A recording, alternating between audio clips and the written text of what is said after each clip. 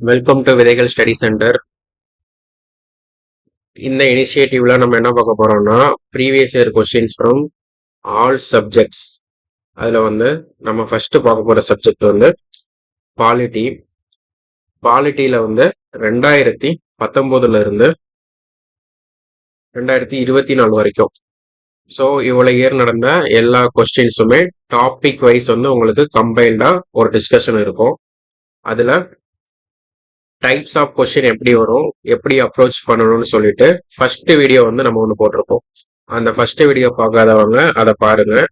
டிஎன்பிஎஸ்சியில ப்ரிலிம்ஸுக்கு MCQs எப்படி frame பண்றாங்க, TNPSC என்ன ட்ரெண்ட்ல இருக்கு, நம்ம எப்படி ப்ரிப்பேர் பண்ணணும் அப்படின்ற ஐடியா ஃபர்ஸ்ட் வீடியோ பார்க்கும்போது கிடைக்கும். அதை பார்த்துருங்க. இது இந்த ப்ரீவியஸ் இயர் கொஸ்டின் சீரீஸ்ல செகண்ட் வீடியோ.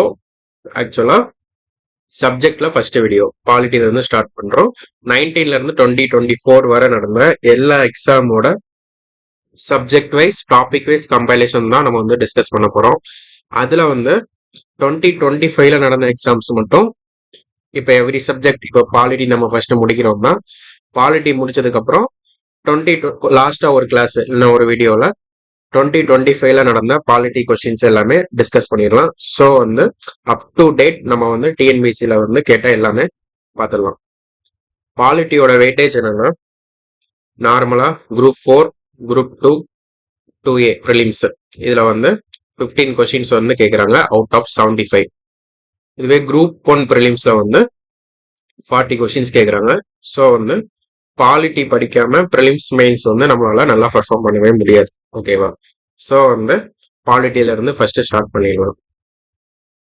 இந்த இனிஷியேட்டிவ்ல டாபிக் வைஸ் நம்ம பிரேக் டவுன் பண்ணி பார்க்குறப்ப நியர்லி ஒரு 33 டாபிக்ஸ் கவர் ஆகுது. நம்ம எவ்ரி வீடியோஸ் கொஞ்சம் கொஞ்சம் டாபிக்ஸா பார்த்து கவர் பண்ணி முடிச்சிடலாம். இந்த ஃபர்ஸ்ட் செஷன்ல நம்ம ஃபர்ஸ்ட் ஒரு 5 டாபிக்ஸ் பார்த்துடலாம். Which is Constitution of India, Parts and Schedules, Preamble, National Symbol, Salient Features of the Constitution. Okay. Before going to this topic, இந்த டாபிக்ஸ் எப்படி அப்ரோச் பண்ணலாம் அப்படின்னு சொல்லிட்டு எவ்ரி டாபிக் முன்னாடி ஒரு சின்ன செஷன் சொல்லிட்டு இதை பத்தின ஒரு ஸ்டாட்டிக் ஜிகே, ஒரு மினி கான்செப்சுவல் அண்டர்ஸ்டாண்டிங் ஆர் எப்படி அப்ரோச் பண்ணணும் அப்படின்ற ஒரு சின்ன செஷனும் பார்த்துட்டு டைரக்டா கொஸ்டின் டிஸ்கஷனுக்குள்ள போயிடலாம். ஸோ நம்மளோட ஃபர்ஸ்ட் டாபிக் என்னன்னா இந்திய அரசியலமைப்பு உருவாக்கம், மேக்கிங் ஆஃப் த கான்ஸ்டியூஷன். இது வரைக்கும் 19ல இருந்து 2024 வரை ஒரு 29 கொஸ்டின்ஸ் கேட்டிருக்காங்க. அதுல கான்ஸ்டியூஷனை பத்தின ஒரு பேசிக்கான ஃபேக்ட் என்ன பார்க்கலாம்னா, இது 75 இயர்ஸ் ஆஃப் இண்டிபெண்டன்ஸ் அப்படின்றப்ப நம்மளோட இந்தியன் கவர்மெண்ட் ரிலீஸ் பண்ண ஒரு டேட்டா புக். அதுல ஒரு 75 ஃபேக்ட் சொல்லியிருப்பாங்க. 75 வருஷம் இது பிடிஎஃப் டிஸ்கிரிப்ஷன்ல போட சொல்றேன். ஜஸ்ட் கோ த்ரூ பண்ணிக்கோங்க. இது நமக்கு ஆல்ரெடி ஸ்கூல் புக்ஸ்ல படிச்சதும் நம்ம ஆல்ரெடி தெரிஞ்ச ஃபேக்ட்ஸ் நிறைய இருக்கும். தெரியாத ஃபேக்ட்ஸ் இருந்தா ஒரு கிளான்ஸ் மாதிரி ரீட் பண்ணி விட்டுக்கோங்க, அவ்வளவுதான்.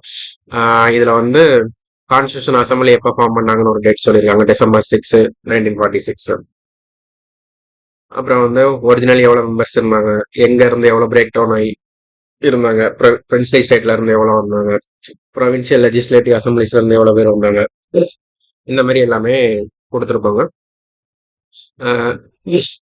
இதுல நிறைய டேட்டா நமக்கு ஆல்ரெடி தெரிஞ்ச டேட்டாவா தான் இருக்கு. தெரியாத டேட்டா பார்த்தோம்னா ஒரு வெரி ஃபியூ டேட்டாஸ் மட்டும் இருக்கு. அம்பேத்கர் டாக்டர் அம்பேத்கர் ஃபர்ஸ்ட் பாம்பே பிரசிடென்சில நின்று தோத்துருப்பாரு. அதுக்கப்புறம் பெங்கால்ல நின்று வின் பண்ணியிருப்பாங்க. பட் பார்ட்டிஷனுக்கு அப்புறம் அவரோட சீட் இன்வாலிட் ஆயிடும். ஸோ திரும்ப காங்கிரஸ் சார்பா பாம்பேல இருந்து நாமினேட் பண்ணியிருப்பாங்க. ஸோ இது லீடர்ஸ் நமக்கு அம்பேத்கர் டைரக்டா இருக்கிறதுனால இது ஒரு அடிஷனல் ஃபேக்ட் மாதிரி இருக்கு, தெரிஞ்சுக்கலாம். ஸோ அந்த மாதிரி 15 உமன் மெம்பர்ஸ் இருந்தாங்க. அதில் நோட்டபிளான பர்சன்ஸ் அவங்களா இருந்திருக்காங்க. அந்த மாதிரி டேட்டாலாம் இதுல கொடுத்துருக்காங்க. ஜஸ்ட் ஒரு ரீட் மட்டும் பண்ணிக்கோங்க. இதுல புதுசா ஒரு பாயிண்ட் இருந்துச்சுன்னா அதை மட்டும் தெரிஞ்சு எழுதி வச்சுக்கோ. மற்றபடி இதுல கீ கமிட்டிஸ் பத்தி கொடுத்துருக்காங்க. அம்பேத்கரோட விஷன் ஃபைனல் டிராஃப்ட் வந்து கான்ஸ்டியூஷன் அவர் எழுத ஆரம்பிச்சு ஃபைனல் டிராஃப்ட் வந்து எப்போ சப்மிட் பண்ணாருன்னா November 4, 1948 ஃபர்ஸ்ட் ரீடிங்க்கு. November 9, 1948 இருந்து டிஸ்கஷன் வந்து ஸ்டார்ட் பண்ணிட்டாங்க. டிராஃப்டிங் எப்படி எப்போ ஓப்பன் பண்ணாங்க இதெல்லாம் நமக்கு தெரிஞ்சதுதான், ஸ்கூல் புக்ல இருக்கு.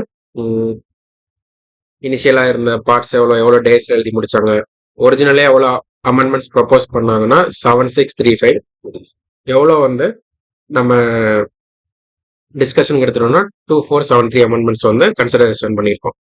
ஸோ இந்த மாதிரி கீ டேட்டாஸ் கொஞ்சம் இதில் இருக்கும், அதை மட்டும் கொஞ்சம் பார்த்துக்கோங்க. ஆக்சுவலாக இதில் வந்து நான் இதை எதுக்கு கொடுத்தேன்னா, இதில் ஒரு இது கொடுத்துருந்தாங்க. மொத்தம் எவ்வளோ வேர்ட்ஸ் இருக்குன்னா 90,000 வேர்ட்ஸ் வந்து இருக்கு. இங்கிலீஷ் அண்ட் ஹிந்தியில மொத்தமா இவ்வளவு வேர்ட்ஸ் இருக்கு. பிரேம் பிகாரி நரேன் ரைசலா, இது வந்து நம்ம ஸ்கூல் புக்ல இருக்கு, இங்கிலீஷ் வெர்ஷன்ல எழுதியிருப்பாருன்னு சொல்லிட்டு. அடுத்து என்ன பேப்பர்ல எழுதியிருப்பாங்க அப்படின்றதும் இதுல இருக்கு. ஓகேவா? கேலிகிராஃபி எப்போ ஸ்டார்ட் பண்ணாருன்னா November 28, 1949 அப்போ ஆரம்பிச்சு ஏப்ரல்ல தான் அவர் வந்து முடிச்சாரு. ஓகேவா? மில்பர்ன் லோன் பேப்பர்ல தான் எழுதியிருக்காங்க. ஸோ இதெல்லாம் வந்து இந்த ஃபேக்ட் இதுல தான் நான் பார்த்தேன், அதனால just sharing with you. Nandalal போஸ்ன்றவங்க வந்து ஒரு ஆர்டிஸ்ட், சாந்தி நிகேதனோட இன்ஸ்டியூட்ல உள்ளவங்க. அவங்க தான் கேலிகிராபிக் ஷீட்லாம் டிசைன் பண்ணாங்க. 22 இல்லுஸ்ட்ரேஷன் வந்து மினியேச்சர் ஸ்டைல்ல வந்து இந்த மாதிரி கேலிகிராஃப்லாம் வச்சு டிசைன் பண்ணாங்க. அதுல வந்து என்ன கொடுத்துருப்பாங்கன்னா, இண்டஸ் வெளியில ஆரம்பிச்சு இந்தியன் ஃப்ரீடம் மூவ்மெண்ட் வரைக்கும் ஃபுல்லா இருக்க எல்லா மூவ்மெண்ட்ஸையுமே வந்து இல்லுஸ்ட்ரேட் பண்ணியிருப்பாங்க. ஓகேவா? ஸோ நந்தலால் போஸ், சாந்தி நிகேதன். ஹீலியோஃபிலேட் கேஸ் இதெல்லாம் நமக்கு தெரியும், லைப்ரரியிலலாம் வச்சிருப்பாங்க. அதுக்கப்புறம் சர்வே ஆஃப் இந்தியா டேராடூன்ல வந்து 1955 வந்து ஒரு 1000 ஆஃப்செட் பிரிண்டட் காப்பீஸ் ஒரிஜினல் கான்ஸ்டியூஷனா பிரிண்ட் பண்ணாங்க. 12 இயர்ஸ் ஆச்சு இதுக்கு அப்படின்ற மாதிரி எல்லாம் போட்டிருக்காங்க. ஸோ இந்த மாதிரியான புது ஃபேக்ட்ஸ் எல்லாம் நமக்கு வந்து கவர்மெண்ட் பப்ளிகேஷன்ஸ்ல இருக்கும். ஸோ அதை பார்த்துக்கணும். ஃபர்ஸ்ட் ஜெனரல் எலெக்ஷன் டேட் இது எல்லாமே நமக்கு ஆல்ரெடி தெரிஞ்சதுதான். ஸோ இது பார்த்துக்கலாம்.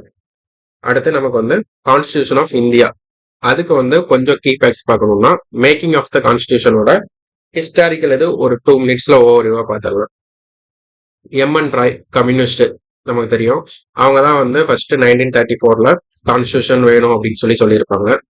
அதுக்கப்புறம் 1935ல இந்தியன் நேஷனல் காங்கிரஸ் எங்களுக்கு கான்ஸ்டியூஷன் அசம்பிளி வேணும்னு சொல்லியிருப்பாங்க. 38ல ஜவஹர்லால் நேரு சொல்லியிருப்பாரு.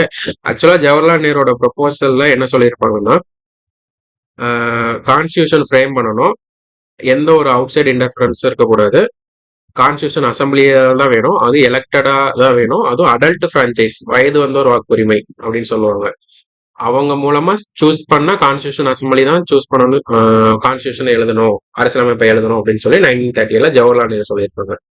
ஓகேவா? ஆகஸ்ட் ஆஃபர் லெனின்ஸ்கோ கொடுத்திருப்பாரு. பட் வந்து அவங்க வேர்ல்டு வார்க்கு இந்த ஆஃபர் கொடுக்கறதுனால வந்து நம்ம வந்து ஏத்துக்க மாட்டோம். அடுத்து கிரிப்ஸ் தூதுக்குழுன்னு சொல்லுவாங்க, அவங்களும் இதை வந்து சொல்லியிருப்பாங்க. பட் முஸ்லீம் லீக் ரிஜெக்ட் பண்ணியிருப்பாங்க. அடுத்து கேபினெட் மிஷன், இவங்க சொன்னதுதான் நம்ம வந்து பண்ணியிருப்போம். கான்ஸ்டியூஷன் வந்து இதுக்கப்புறம் தான் கான்ஸ்டியூஷன் அசம்பிளி, அரசியலமைப்பு நிர்ணய சபை வந்து ஸ்டார்ட் பண்ணியிருக்கோம். மெம்பர்ஸ் யாரெல்லாம் இருப்பாங்கன்னா, Lord Patrick Lawrence, Sir Stafford Cripps, AV Alexander. Okay, இவங்க வந்து 2 கான்ஸ்டியூஷன் அசம்பிளி, அதாவது பாகிஸ்தானுக்கு தனியா இந்தியாவுக்கு தனியா 2 அரசியல் நிர்ணய சபை வேணும்ன்றதை மறுத்திருப்பாங்க. ஸோ இது எல்லாமே ப்ரீவியஸ் கொஸ்டின், அதனாலதான் இதை வந்து நான் உங்களுக்கு வந்து ஓவராலா சொல்றேன். கான்ஸ்டியூஷன் அசம்பிளி அரசியல் நிர்ணய சபையோட சிம்பிள் இதுதான். ஓகேவா? ஒரு இந்தியா அன்பார்ட்டிஷனட் இந்தியால வந்து ஒரு யானையோட படம் போட்டு வச்சிருப்பாங்க. ஸோ இம்பார்ட்டன்ட் டேட்ஸ் நமக்கு தெரியும். 9th டிசம்பர்ல தான் ஃபர்ஸ்ட் சிட்டிங் ஆரம்பிச்சாங்க. 11th நமக்கு என்ன பண்ணியிருப்பாங்கன்னா, நமக்கு டாக்டர் சச்சிதானந்த சின்ஹா வந்து 9th வந்து சச்சிதானந்த சின்ஹா வந்து டெம்பரவரி பிரசிடென்டா சூஸ் பண்ணியிருக்கோம். 11th வந்து ராஜேந்திர பிரசாத் வந்து பர்மனன்ட் பிரசிடென்டா நம்ம சூஸ் பண்ணியிருக்கோம். ஓகே, வைஸ் பிரசிடென்ட்ஸ் யாருன்னா எஸ்.சி. முகர்ஜியும் வி.டி. கிருஷ்ணமாச்சாரியும். அதுக்கப்புறம் 13th டிசம்பர்ல வந்து அப்ஜெக்டிவ் ரெசல்யூஷன், அதாவது குறிக்கோள் தீர்மானம் வந்து ஜவஹர்லால் நேரு வந்து சொல்லியிருப்பாரு. இது எதுக்குன்னா பிரியாம்பிள், முகப்புரை வந்து எழுதுறதுக்கு. அதை வந்து எப்போ அக்செப்ட் பண்ணியிருப்பாங்கன்னா 22 Jan 22ல வந்து அக்செப்ட் பண்ணியிருப்பாங்க குறிக்கோள் தீர்மானத்தை. நம்ம வந்து தேசிய கொடி எப்போ அடாப்ட் பண்ணியிருப்போம்னா 22 ஜூலை 1947. ஸோ வந்து இதுக்கப்புறம் இருக்க டேட்டாலாம் நமக்கே தெரியும். 26 நவம்பர் 1949ல வந்து அரசியலமைப்பை ஏற்றுக்கொண்டோம். 26ல வந்து நடைமுறைக்கு வந்துச்சு. ஸோ இதை அரசியலமைப்பு டே, கான்ஸ்டியூஷனல் டேவாகவும் இதை வந்து குடியரசு தினமாகவும் நம்ம செலிப்ரேட் பண்றோம். ஸோ 24th ஜனவரியில வந்து நம்ம 2 விஷயம் பண்ணியிருக்கோம். தேசிய கீதத்தையும் தேசிய பாடல் வந்தே மாதரத்தையும் ஜனகணமனையும் அடாப்ட் பண்ணியிருக்கோம். ஓகே, இதெல்லாம் இருக்க கீ ஃபேக்ட்ஸ். முதல் எலெக்ஷன் வந்து எப்போ நடந்துச்சுன்னா 25th அக்டோபர் 1951ல இருந்து 21st பிப்ரவரி 1952 வந்துச்சு. இது வந்து மேக்கிங் ஆஃப் கான்ஸ்டியூஷனோட ஒரு ஓவரால் வியூஸ் வித் ஃபேக்ட்ஸ் டேட்ஸோட முக்கியமான ஒரு பார்ட்ஸ். ஓகேவா? அது போக இதுல என்ன பார்க்கலாம்னா, நம்ம அரசியலமைப்பு நிர்ணய சபையோட காம்போசிஷன் யாரெல்லாம் இருந்தாங்க அப்படின்னு சொல்லி பாக்குறப்ப, நவம்பர் 1946 கேபினெட் தூதுக்குழு வந்து சொல்றப்பதான் நம்ம வந்து ஃபார்ம் பண்ணியிருக்கோம். மொத்த மெம்பர்ஸ் எத்தனை பேர் இருப்பாங்கன்னா 389. அதுல வந்து 296 பிரிட்டிஷ் இந்தியாலையும், அதாவது நம்ம மாகாணங்கள்ல இருந்தும் 93 பேர் சுதேச அரசுகள் பிரிட்டிஷ் ஸ்டேட்ல இருந்தும் வந்திருப்பாங்க. இந்த அவுட் ஆஃப் 296ல வந்து 292 பேர் வந்து 11 கவர்னர் ப்ராவின்சஸ்ல இருந்தும் 4 பேர் சீஃப் கமிஷனர் ப்ராவின்சஸ், அதாவது இப்ப யூனியன் டெரிட்டரின்னு சொல்றோம்ல அந்த மாதிரி ஏரியால இருந்தும் வந்திருப்பாங்க. ஓகே, ஸ்டேட்டு யூனியன் டெரிட்டரி அந்த மாதிரி இதை வச்சுக்கலாம். அதுக்கப்புறம் இதுல வந்து எல்லா சொசைட்டில இருந்தும் ஆளு வந்தாங்க. Hindu, Muslim, Sikh, Parsi, Anglo Indian, Christians, SC, ST, woman 15 woman இருந்திருப்பாங்க. ஓகே, சீட் அலோகேஷன் வந்து எப்படி கொடுத்தாங்கன்னா பாப்புலேஷனை வச்சுதான். இந்த மாநிலத்துல எவ்வளவு மக்கள் தொகை இருக்கோ அதுக்கு ஏற்ற மாதிரி சீட் கொடுத்துருப்பாங்க. ஸோ வந்து 3 முக்கியமான கம்யூனிட்டி, முஸ்லீம், சிக்கு, ஜெனரல் ப்ரொபோஷன், அவங்களுக்கு ஏற்ற மாதிரி சீட் கொடுத்தாங்க. ஓட்டிங் இதுவுமே ப்ரீவியஸ் இயர், எல்லாமே ப்ரீவியஸ் இயர் கொஸ்டின்ல வந்து கேட்டிருக்காங்க, அதனாலதான் அவ்வளோ டீட்டெயில்டா சொல்றேன். Proportional representation by means of single transferable vote, ஒற்றை மாற்று விகிதாச்சார முறையில தான் தேர்ந்தெடுத்தாங்க. பிரின்ஸ்லி ஸ்டேட் சுதேச அரசுகள்ல இருந்து வெறும் நாமினேட் மட்டும் பண்ணாங்க. ஓகே, பார்ட்லி எலெக்டட் பகுதியளவு தேர்ந்தெடுக்கப்பட்டும் பகுதியளவு நியமனம் மட்டும் பண்ணாங்க. ஓகே, இன்டைரக்ட் எலெக்ஷன் தான். ஓகேவா? ஸோ வந்து காந்தி வந்து கான்ஸ்டியூஷன் அசம்பிளில மெம்பர் கிடையாது, இதெல்லாம் நமக்கு தெரிஞ்ச ஃபேக்ட் தான். 93 seats allotted to princely states were not field.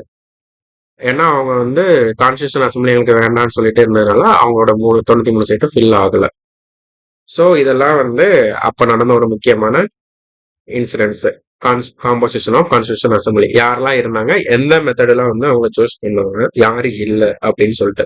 Mohammed அலி ஜின்னாவும் இருந்திருக்க மாட்டாரு, காந்தி இருந்திருக்க மாட்டாரு. ஓகே, அப்ஜெக்டிவ் ரெசல்யூஷன் குறிக்கோள் தீர்மானம்னா எதுக்குன்னா, நம்ம 13 டிசம்பர் 1946 தேர்ட் மீட்டிங்ல வந்து என்ன சொல்லியிருப்பாருன்னா, ஜவஹர்லால் நேரு வந்து நமக்கு வந்து கான்ஸ்டியூஷன்ல பிரியாம்பல் இருக்குல்ல, முகப்புரை, அந்த பிரியாம்பலை வந்து நமக்கு வந்து வேணும் ஒரு கான்ஸ்டியூஷனுக்கு. அதுலதான் நம்மளோட ஃபண்டமெண்டல் ஐடியல்ஸ், நம்ம அரசியலமைப்பு எப்படிப்பட்ட அரசியலமைப்பு, நம்ம நாடு எப்படிப்பட்ட நாடு இருக்கணும் அப்படின்னு குறிக்கோள் தீர்மானத்தை வந்து ஜவஹர்லால் நேரு சொல்றாரு. இந்த 22 ஜனவரி 1947 அக்செப்ட் பண்ணிப்போம். அதுல நீதி இதெல்லாம் சொல்லியிருப்பாங்க. இது பிரியாம்பிள் பாக்குறப்ப பார்க்கலாம். சோ வந்து இது எல்லாமே நமக்கு தெரிஞ்சதுதான். மொத்தமா பார்ட்டிஷன் நடந்ததுக்கு அப்புறம் முஸ்லீம் லீக் எல்லாமே நாங்க வந்து அரசியல் சபை வேண்டாம், எங்களுக்கு பாகிஸ்தான் தான் வேணும்னு போறப்ப 389 இருந்த மொத்த எண்ணிக்கை வந்து 299 மெம்பர்ஸா மாறினுச்சு. ஓகே, அதுக்கப்புறம் கான்ஸ்டியூஷன் அசம்பிளி வேற என்னெல்லாம் செஞ்சாங்கன்னா, காமன்வெல்த்ல வந்து மெம்பரா சேர்ந்தது மே 1949, தேசிய கொடி அடாப்ட் பண்ணது ஜூலை 1947. இது அப்பவே பார்த்த ஃபேக்ட் தான். ராஜேந்திர பிரசாத் தான் ஃபர்ஸ்ட் எலெக்டட் பிரசிடென்ட். இதுவும் எப்போனா Jan 24, 1950. ஓகே, இந்த 3மே ஒரே நாள்ல தான் நடந்திருக்கும். ஃபைனல் செஷன் வந்து எப்ப நடந்திருக்கும்னா 24 ஜனவரி, கான்ஸ்டியூஷன் கடைசி கூட்டம் அப்பதான் நடந்திருக்கும். அடுத்து 26 ஜனவரியில இருந்து நமக்கு வந்து குடியரசு தினமா நம்ம மாறி இருப்போம். மொத்தம் 11 செஷன் நடந்திருக்கும். 2 வருஷம் 11 மாசம் 18 நாள் நடந்திருக்கும். 64 லட்சம் ரூபாய் மொத்த கான்ஸ்டியூஷன் எழுதி முடிக்க செலவாயிருக்கு. கமிட்டிஸ்ன்னு பாக்குறப்ப வந்து நிறைய குழுக்கள் இருந்தாங்க, ஒவ்வொருத்தருக்கும் அந்த ஒவ்வொரு ரோலை பிரிச்சு கொடுத்துருப்பாங்க. ஸோ இது எல்லாமே ஒரு கிளான்ஸ் பார்த்துக்கோங்க. முக்கியமான கமிட்டிஸ் வந்து பெரிய கமிட்டிஸ் வந்து Nehru union powers committee, union consultation committee, states committee இதெல்லாம் பார்த்துருப்பாங்க. அப்புறம் அம்பேத்கர் வந்து டிராஃப்டிங் கமிட்டி நமக்கு தெரிஞ்சிருக்கும். வரைவு குழுல வந்து எப்ப செட்டப் பண்ணாங்கன்னா 29 ஆகஸ்ட் 1947 செட்டப் பண்றாங்க. 7 மெம்பர் இருந்தாங்க. ஸோ எல்லாருமே நமக்கு தெரிஞ்சதான், ஸ்கூல் புக்ல இருக்கும், ஆல்ரெடி படிச்சிருப்பீங்க. மைனர் கமிட்டினா சிறிய குழுக்கள். இதெல்லாம் யாருன்னா ஒவ்வொருத்தரும் ஒவ்வொரு ரோல் எடுத்து பண்ணியிருப்பாங்க. ஃபினான்ஸ் அண்ட் ஸ்டாஃப் கமிட்டினா ராஜேந்திர பிரசாத், ஹவுஸ் கமிட்டினா பட்டாபி சீதாராமையா. ஸோ இது எல்லாமே படிச்சுக்கிறது நல்லதுதான். லிங்குவிஸ்டிக் கமிட்டினா எஸ்கே தார். நமக்கு வந்து மொழிவாரி மாநிலங்களை பிரிக்கிறதுக்கு இவர் தலைமையில் தான் ஆணையம் வச்சிருப்பாங்க. ஸோ லிங்குவிஸ்டிக் ப்ராவின்சஸ் கமிஷன் வந்து எஸ்கே தார். ஸோ இந்த மாதிரி கமிஷன்லாம் ஏதாச்சும் ஒரு ஷார்ட்கட் போட்டு படிச்சு வச்சுக்கோங்க, வெரி யூஸ்ஃபுல்லா இருக்கும். ஆட்கோ கமிட்டினா தற்காலிக கமிட்டி. தற்காலிகமா அதுக்கு மட்டும் போட்டுட்டு அப்புறம் கலைச்சவங்க. தேசிய கொடிக்காரனா ராஜேந்திர பிரசாத். சுப்ரீம் கோர்ட்டுக்கு வந்து வரதாச்சாரி. சிட்டிசன்ஷிப்புக்கு வந்து வரதாச்சாரி. ஓகே. ஸோ வந்து இதுல முக்கியமான வேற என்ன கீ ஃபேக்ட் இருக்குன்னா, எனாக்ட்மெண்ட் எப்போ வந்து நம்மளோட கான்ஸ்டியூஷன் வந்து நம்ம ஏற்றுக்கொண்டோம் அப்படின்னா நவம்பர் 26, 1949. இத வந்து சம்விதான் திவாஸ்ன்னு சொல்லுவாங்க. நமக்கு வந்து அரசியலமைப்பு தினம்னு சொல்றாங்க. கொஞ்சம் ஆர்டிகல்ஸ் மட்டும் நம்மளோட நவம்பர் 26, 1949 இருந்தே நடைமுறைக்கு வந்திருக்கும். ஓகேவா? அதாவது எதெல்லாம் குடியுரிமை, தேர்தல்கள், அப்புறம் வந்து தற்காலிக பாராளுமன்றம், temporary transitional provisions and short titles. இந்த ஆர்டிகல்ஸ்லாம் பார்த்துக்கோங்க, கேட்கலாம். எந்த ஆர்டிகிள்ஸ் வந்து ஜனவரி 26, 1950க்கு முன்னாடியே நடைமுறைக்கு வந்துச்சுன்னு சொல்லி கேட்குறப்ப இதெல்லாம் சொல்லலாம். ஓகே. ஸோ வந்து அதுதான் திரும்ப 299, 389 மெம்பர்ஸ் வந்து 299 குறைஞ்சாங்க. அந்த 299ல கடைசியா அன்னைக்கு கான்ஸ்டியூஷனை சைன் போட்டு நிறைவேற்றினது யாருன்னா 284 பேர் தான். ஸோ இது எல்லாமே நமக்கு வந்து எப்போ படிச்சாலும் மாறாத ஃபேக்ட்ஸ். ஸோ நல்லா படிச்சு வச்சுக்கணும். அடுத்து அபாலிஷன் ஆஃப் பிரிவி கவுன்சில் ஜுடிஷிகேஷன். அதை வந்து அப்பவே வந்து அவங்க வந்து ஒரு சட்டம் போட்டு தடை பண்ணியிருந்தாங்க. அது கண்டினியூஸ் ஆச்சு. பிரிவி கவுன்சில்லாம் ஒன்றும் கிடையாது. இங்க நம்ம கோர்ட் இருக்கும், லண்டன்ல ஒரு கோர்ட் இருக்கும். இங்க இருந்து மேல்முறையீடு பண்றதுக்கு அங்க போகணும். அது மேல்முறையீடு பண்ண தேவையில்லை, நமக்கு நம்ம தான் சுதந்திரம் வாங்கிட்டோம்ல. ஸோ அந்த பிரிவி கவுன்சில் ஜுடிஷிகேஷனை அவங்க வந்து கேன்சல் பண்ணியிருக்காங்க. ஸோ கடைசியா பாக்குறப்ப எக்ஸ்பர்ட் கமிட்டி ஆன் காங்கிரஸ்னு ஒன்று. காங்கிரஸ் ஒரு எக்ஸ்பர்ட் கமிட்டி இருப்பாங்க. அவங்க வந்து கான்ஸ்டியூஷனல் அசம்பிளிக்கு தேவையான மெட்டீரியல் எல்லாம் ப்ரிப்பேர் பண்ணி கொடுத்துட்டு இருப்பாங்க. ஸோ அந்த எக்ஸ்பர்ட் கமிட்டில யாரெல்லாம் இருந்தாங்க அப்படின்னு பாக்குறப்ப Jawaharlal Nehru, Asaf Ali, KM Munshi, Gopalaswami Ayyangar, KT Shah, Gadgil, Humayun Kabir, K Santhanam. So இவங்கலாம் எக்ஸ்பர்ட் கமிட்டில இருந்தாங்க. ஸோ இதுதான் making of the constitution and constitution of இந்தியாவோட முக்கியமான கீ ஃபேக்ட்ஸ். எல்லாமே ஒரு கிளான்ஸ் பார்த்தாச்சு. இப்போ டைரக்டா கொஸ்டினுக்கு போயிடலாம். ஸோ கொஸ்டின் நம்பர் 1 பார்த்துடலாம். மேக்கிங் ஆஃப் கான்ஸ்டியூஷன்ல அசஸ்மெண்ட் ரீசன் கேட்டிருக்காங்க, ஒரு கூற்று காரணம். இந்த மாதிரி கொஸ்டின்ஸ் எப்படி அப்ரோச் பண்ணலாம்னா, ஃபர்ஸ்ட் கூற்று சரியா காரணம் சரியான்னு பார்க்கணும். ரெண்டும் சரியா இருந்துச்சுன்னா AOC இந்த 2 ஆப்ஷனும் நம்ம யூஸ் பண்ணக்கூடாது. டைரக்டா 2 சரியா இருந்துச்சுன்னா ஒன்னு சரியான விளக்கமா இருக்கா, இல்லைன்னா சரியான விளக்கம் இல்லாம இருக்கான்னு பார்க்கணும். இந்த மாதிரி பாக்குறப்ப நமக்கு வந்து ஃபர்ஸ்ட் என்ன கொடுத்துருக்காங்க, அம்பேத்கர் தான் டிராஃப்டிங் கமிட்டியோட சேர்மன் கொடுத்துருக்காங்க. கரெக்டான்னு கேட்டா கரெக்ட். ஸோ வந்து ரெண்டாவது ரீசன் கேட்டிருக்காங்க. அம்பேத்கரும் நேருவும் என்ன நினைச்சாங்கன்னா, நம்மளோட கான்ஸ்டியூஷன் வந்து பிரிட்டிஷ் அமெரிக்கன் ஸ்விஸ் மாடலை இன்ஸ்பயர் பண்ணி இந்தியா வந்து ரிப்பப்ளிக் குடியரசு நாடா மாத்தணும்னு சொன்னாங்க. எஸ், குடியரசு நாடு தான் இந்தியா. ஸோ இந்த ரெண்டுமே கரெக்ட் ஸ்டேட்மெண்ட்னு கேட்டா கரெக்ட். பட் இந்த காரணம் தான் இந்த கூற்ற விளக்குது அப்படின்னு சொல்லி பாக்குறப்ப இல்ல. So option D is the correct answer. A மற்றும் B இரண்டும் சரி, மற்றும் 6 வந்து ஏக்கான சரியான விளக்கம் இல்லை. ஒரு டைரக்டான சிம்பிள் கொஸ்டின் தான். ரெண்டாவது கொஸ்டின் வந்து ஒரு கோட் கொடுத்து கேட்டிருக்காங்க. ஆகஸ்ட் ஆஃபர் லார்லின் லித்கோ வந்து கொடுத்திருப்பாரு. 2வது வேர்ல்டு வார் ஸ்டார்ட் ஆகுறப்ப இந்தியாவோட சப்போர்ட் வேணும் அப்படின்றது யாரும் கொடுத்துருப்பாங்க. இதை வந்து நிராகரிச்சிருப்போம் நம்ம, அது வந்து ஃபேரா இல்லைன்னு சொல்லிட்டு. ஓகேவா? அப்ப வந்து இந்த கோட்டை வந்து யாரு கொடுத்துருக்காங்க, என்னுடைய சகாக்களை கலந்து வசிக்கலாமே ஆகஸ்ட் கூட நான் நிராகரிக்கிறேன் அப்படின்னு சொல்றப்ப வந்து ஆக்சுவலா அந்த இயர் வந்து ராம் கார் செஷன் 1940 வந்து மார்ச்ல நடந்திருக்கும். காங்கிரஸ் வந்து அப்ப யாரோட தலைமை, யாரு INCயோட தலைவராக இருந்திருப்பாருன்னா மௌலானா அபுல் கலாம் ஆசாத், இந்தியாவோட முதல் கல்வி அமைச்சர். அவர் தான் தலைவராக இருந்திருப்பாரு. ஸோ வந்து அவரோட தலைமையிலான காங்கிரஸ் தான் வந்து இதை வந்து நிராகரிச்சிருப்பாங்க. நமக்கு வந்து முழுமையான சுதந்திரம் வேணும், இல்லைன்னா சட்டமறுப்பு இயக்கத்தை ஆரம்பிப்போம், உங்களோட இந்த ஆகஸ்ட் ஆஃபர் வேண்டாம்னு சொல்லியிருப்பாங்க. ஸோ இந்த கோட்டை சொன்னது யாருன்னு மௌலானா அபுல் கலாம் ஆசாத். ஓகே. அடுத்து ஒரு குரோனாலஜிக்கல் ஆர்டர் கொஸ்டின், கால வரிசைப்படுத்துன்னு சொல்லி கேட்டிருக்காங்க. இப்போ வந்து கான்ஸ்டியூஷன் அசம்பிளியில வந்து என்னெல்லாம் வரிசையா பண்ணாங்க அதை வந்து குரோனாலஜிக்கல் ஆர்டர்ல பண்ணுவாங்க. ஸோ வந்து நமக்கு ஃபர்ஸ்ட் தேசிய கொடியை ஏத்துட்டு இருப்பாங்க ஜூலை 22, 1947. அடுத்து தேசிய கீதம். இந்த டேட் தான் நேஷனல் ஆந்தமும் சரி, நேஷனல் சாங் வந்தே மாதரமும் சரி, ரெண்டுமே அடாப்ட் பண்ணியிருக்கோம் ஜனவரி 24, 1950. அடுத்து வந்து நமக்கு வந்து இந்தியா காமன்வெல்த் அமைப்பின் உறுப்பினராக அங்கீகரிக்கப்பட்டது 1949 வந்து காமன்வெல்த் நாட்டோட உறுப்பினராக வந்திருக்கோம் மே மந்த். நம்ம அந்த நோட்ஸ்லேயே பார்த்தோம். அதுக்கப்புறம் தற்காலிக பாராளுமன்றம் தொடர்ந்து இயங்க, அதாவது எலெக்ஷன் வர வரைக்கும் தற்காலிகமா இந்த பாராளுமன்றம் தான் ப்ரொவின்சியல் பார்லிமெண்ட்னு சொல்லுவாங்க. ஸோ இந்த டேட்ஸ்லாம் வச்சு பார்க்குறப்ப 2, 1, 3, 4 ஈஸியான கொஸ்டின் தான். ஓகேவா? அதுக்கப்புறம் who consider the architect of constitution India? So வந்து நம்மளோட டாக்டர் அம்பேத்கர் தான் இந்திய அரசியலமைப்பின் சிற்பின்னு சொல்லுவாங்க. மாடர்ன் மனு, நவீன மனுன்னு இவர் தான் சொல்லுவாங்க. ராஜேந்திர பிரசாத் நமக்கு தெரியும், ஃபர்ஸ்ட் பிரசிடென்ட். ஓகேவா? முதல் குடியரசுத் தலைவர். ஹெச்சி முகர்ஜியும் வி டி கிருஷ்ணமாச்சாரியும் அந்த அரசியல் நிர்ணய சபை நடக்கிறப்ப துணைத் தலைவர்களா இருந்திருப்பாங்க. ஓகேவா? அடுத்து 1945 வந்து சிம்லா மாநாட்டை கூட்டின அரசு பிரதிநிதி யாருன்னா லார்டு வேவல் தான். ஓகேவா? லார்ட் லின்லித்கோ வந்து ஆகஸ்ட் ஆஃபர் கொடுத்திருப்பாரு. வேவல் வந்து சிம்லா மாநாடு கூட்டி வேவல் பிளான் சொல்லுவாங்க, அதை சொல்லிருப்பாங்க. ரெண்டுமே ஆக்சுவலா ஃபெயிலியர் தான் இருக்கும். ஓகேவா? இவர் 1936 டு 43 வரை லின்லித்கோவும், 43 இருந்து 47 வரை லார்டு வேவல் இருந்திருப்பாங்க. மவுண்ட் பேட்டன் அதுக்கப்புறம் வந்து பிரதிநிதி. கிளமண்ட் அட்லி யாருன்னா இங்கிலாந்துல 2 கட்சி இருக்கும், கன்சர்வேட்டிவ் பார்ட்டி, லேபர் பார்ட்டி. பழமைவாத கட்சியும் தொழிலாளர் கட்சியும். அந்த தொழிலாளர்கள் கட்சி வர்றப்பதான் இந்தியாவுக்கு நல்லது நடக்கும். அப்போ நமக்கு சுதந்திரம் வாங்குறப்ப கிளமண்ட் அட்லி தான் இங்கிலாந்தோட பிரதமரா இருந்தாரு. ஸோ அதனாலதான் இந்தியாவுக்கு வந்து சுதந்திரத்தை பத்தி பேச சொல்லியிருப்பாங்க. ஸோ இவர் வந்து ஒரு இங்கிலாந்து பிரதமர், இவர் இந்திய வைஸ்ராய், இவருக்கு அப்புறம் இவர், இவருக்கு அப்புறம் இவர். ஓகே.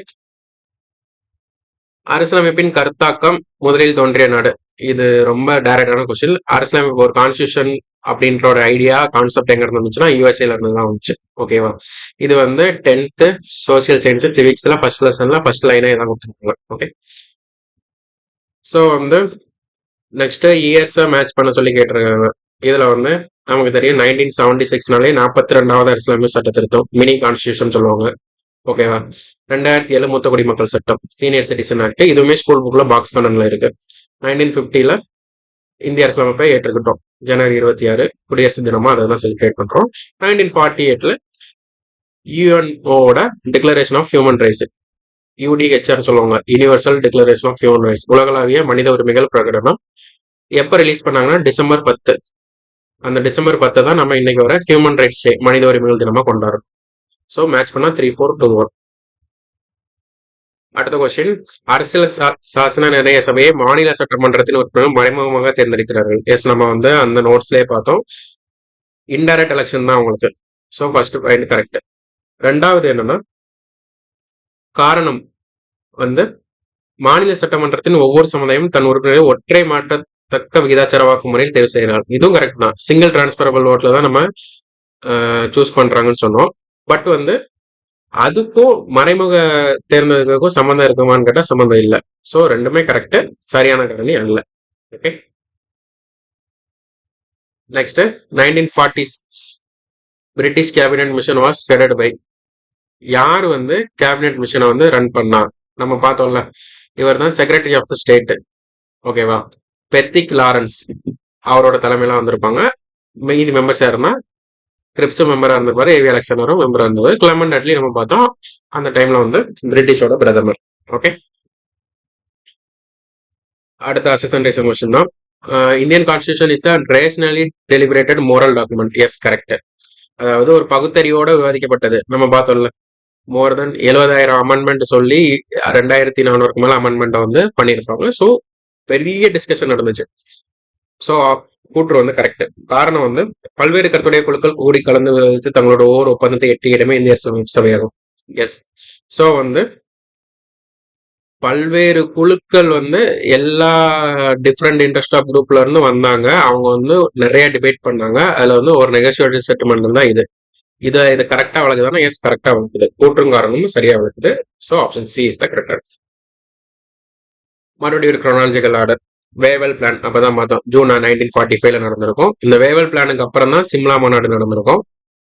அவர் என்ன பண்ணியிருப்பாருன்னா, இந்தியன் நேஷனல் காங்கிரஸையும் முஸ்லீம் லீக்குக்கும் எக்ஸிக்யூட்டிவ் கவுன்சிலோட மெம்பர்ஷிப்பை வந்து அதிகப்படுத்தி தரேன், அந்த மாதிரி நிறைய நெகோசியேஷன் பேசுவாங்க. ஸோ அது எல்லாமே ஆக்சுவலாக ஃபெயிலியரில் தான் முடிஞ்சிருக்கும். அதுக்கப்புறம் நமக்கு யார் வந்திருப்பாங்கன்னா கேபினெட் மிஷன் கான்ஸ்டியூஷன் நிர்ணய அரசியலமைப்பு நிர்ணய சபைக்காக வந்திருப்பாங்க. கடைசி மவுண்ட் பேட்டன் பிளான் ஜூன் 3 இந்தியாவுக்கு விடுதலை வாங்கி தரதுக்கு வந்து ரெடி பண்ணியிருப்பாங்க. ஸோ மேட்ச் பண்ணா 1432. ரொம்ப சிம்பிளான ஒரு கொஸ்டின் தான். ஓகே, அடுத்து கீழ்கண்ட 3 கூற்றுகளில் இந்திய அரசியலமைப்பு சட்டம் குறித்த சரியான கூற்றை கண்டறிய. Indian constitution is socially constructed document. Yes, socially constructed டாக்குமெண்ட்னா எஸ் தான். எல்லா சமூகங்களும் வந்தாங்க, சமூகத்துக்காக தான் பண்ணாங்க. போலீஸ் ஸ்டேட்ல இருந்து வெல்ஃபேர் ஸ்டேட்டா மாறி இருக்கும், காவல் அரசுல இருந்து மக்கள் நல அரசா மாறி இருக்கும். ஸோ அதுக்கு சோர்ஸ் ஆஃப் பவரே கான்ஸ்டியூஷன் தான். So correct. இந்திய அரசியலமைப்பு சட்டம் என்பது எழுதப்படாத மரபுகளும் வழக்கங்களும் ஆகும். தப்பு. அன்ரிட்டன் கிடையாது, எல்லாமே ரிட்டன் கான்ஸ்டியூஷன். அதனாலதான் ஒரு பல்கியான கான்ஸ்டியூஷன் வந்து நமக்கு இருக்கும். ஓகேவா? உலகத்திலேயே எழுதப்பட்ட மிகப்பெரிய அரசியலமைப்பு இந்தியா தான். ஸோ ஆப்ஷன் 2 வரதை நீங்க எலிமினேட் பண்ணிடலாம். இங்க வருது, இங்க வருது. ஸோ 1 கரெக்ட்னு தெரிஞ்சிச்சு. இப்போ 1ஆ 3ஆ அப்படின்னு சொல்லி பாக்குறப்ப இந்திய அரசியலமைப்பு சட்டம் என்பது பாராளுமன்றத்தாலும் நீதிமன்றத்தாலும் முறை விளக்கம் செய்யப்படும் ஒரு பண்ணுவல். எஸ், பார்லிமெண்ட்டும் அதை இன்டர்ப்ட் பண்ணுவாங்க, சுப்ரீம் கோர்ட்டுமே இன்டர்ப்ட் பண்ணுவாங்க, நிறைய விளக்கம் சொல்லுவாங்க.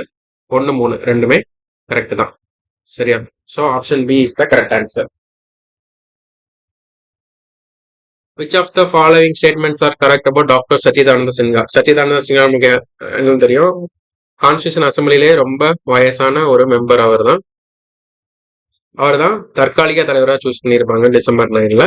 ஸோ வந்து option 1 correct. He was selected as vice president பார்த்தோம், ஒரு ஹிஸ்டிமுகன் கிருஷ்ணமாச்சாரியன் தான். He was selected as the president of the assembly. President கிடையாது, டெம்பரரி பிரசிடென்ட் தான். பிரசிடென்ட் யாருன்னா நமக்கு டாக்டர் ராஜேந்திர பிரசாத்.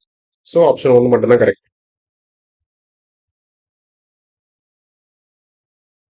அடுத்து மறுபடியும் ஒரு அசசர் ரீசன் தான். இந்திய அரசியலமைப்பு சட்டம் முழுமையான கூட்டாட்சி அரசியலமைப்பு இல்லை.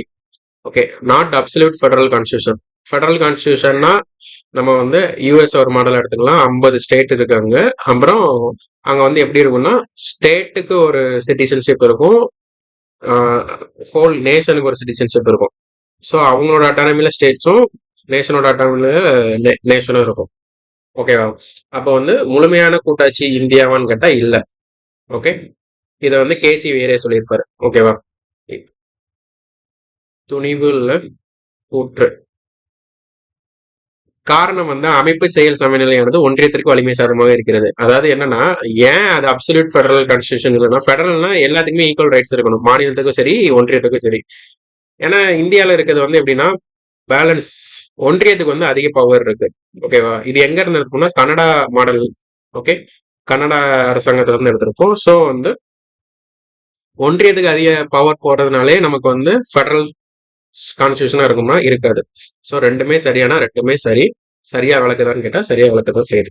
Correct explanation. Okay, the cabinet mission plan was the best plan put up by the British government under the then circumstances. இதை சொன்னது வந்து யாருன்னா காந்தி. ஸோ வந்து ஒவ்வொரு ட்ரெண்ட் எப்படி கேட்குறாங்கன்னா கோட்ஸ் வந்து அதிகமா கேட்குறாங்க. கோட்ஸ் நம்ம வந்து ஸ்கூல் புக்ல இருக்க கோட்ஸ் நல்லா ஃபர்ஸ்ட் படிச்சுக்கோங்க. அதுக்கப்புறம் உங்களுக்கு இன்ஸ்டியூட் மெட்டீரியல்ல இருக்கிற கோட்ஸ் மென்ஷன் பண்ணியிருக்கிறத பார்த்துக்கோங்க. அப்பப்போ இந்த மாதிரி இப்போ நீங்களே ரேண்டமா எதுவும் படிக்கிறீங்க, இந்த ஸ்பெக்ட்ரம் புக்கை பிபின் சந்திராலாம் படிக்கிறீங்க, என்சிஆர்டி படிக்கிறீங்கன்னா அதுல எங்கேயா ஸ்போர்ட்ஸ் இருந்தா பாருங்க. அப்படி இல்லையா ஒரு சின்ன ஹேக் என்னன்னா ஏதோ ஒரு இந்த மாதிரி மிஷனோ இல்லைன்னா வேற ஏதோ ஒரு இன்சிடென்டோ நடந்தா காந்தி என்ன சொன்னாரு, அபுல் கலாம் ஆசாத் என்ன சொன்னாங்கன்னு சொல்லிட்டு இல்ல அதோட கமெண்ட்ஸ் அண்ட் கிரிட்டிசிசன் போட்டாலே இன்டர்நெட்லயே வரும் ஒவ்வொருத்தரோட ஒப்பீனியன் அதை பத்தி என்ன சொன்னாங்கன்னு. ஸோ அப்படியும் பார்த்து இதை வந்து படிக்கலாம். ஓகேவா? ஸோ வந்து அமைச்சரவை தூதுக்குழு திட்டத்தை உன்னதமான திட்டம்னு சொன்னது காந்தி. இந்தியா இறையாண்மை கொண்ட நாடாக உருவானது. இறையாண்மைனா தெரியும் நம்ம யாருக்கும் அரசனும் இல்லை, யாருக்கும் அடிமை இல்லை. இதுதான் சிம்பிளா இறையாண்மை கொண்டது.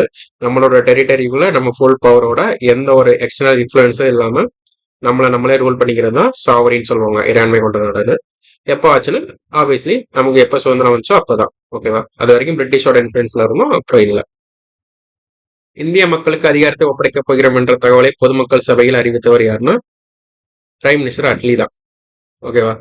அதான் சொன்னேன், இவர் தான் அப்போ வந்து நமக்கு இந்திய இண்டிபெண்டன்ஸ் ஆக்டை வந்து பார்லிமெண்ட்ல, பிரிட்டிஷ் பார்லிமெண்ட்ல வந்து நிறைவேற்றிருப்பார், இந்தியாவுக்கு சுதந்திரம் கொடுக்கணும்னு சொல்லிட்டு.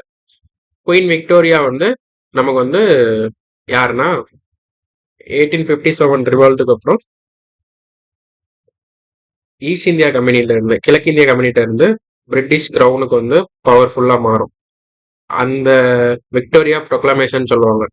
அந்த பிரகடனத்தை வெளியிட்டது யாருன்னா இவங்க தான். எப்போ வெளியிட்டிருப்பாங்கன்னா நவம்பர் 1 1858ல. ஓகே, மவுண்ட் பேட்டன் நமக்கு தெரியும். இரண்டாம் எலிசபெத் மகாராணிலாம் வந்து இப்போ ரீசெண்டா 2022ல தான் இருந்தாங்கன்னு நினைக்கிறேன். ஓகேவா? ஸோ எவ்வளோ டேஸ் ஆச்சுன்னா இது ஸ்கூல் புக்ல இருக்கு. நல்லா தெரிஞ்ச டேஸ் தான். 2 வருஷம் 11 மாசம் 18 டேஸ்ல 3 இயர்ஸ்க்கு 12 டேஸ் கம்மி. கவர்மெண்ட் வெப்சைட்ஸ்ல வந்து 17 டேஸ்னு கொடுத்துருப்பாங்க. ஸோ 17 ஆர் 18 எப்படி போட்டாலுமே கரெக்ட் தான். ஓகேவா? இந்திய அரசியல் மாநில தலைவர் B.R. Ambedkar. Repeated question. Constitution of India was finally adopted on 26 November 1949 தான் அரசியலமைப்பை ஏற்றுக்கொண்டோம். நடைமுறைக்கு வந்தது 26 ஜனவரி.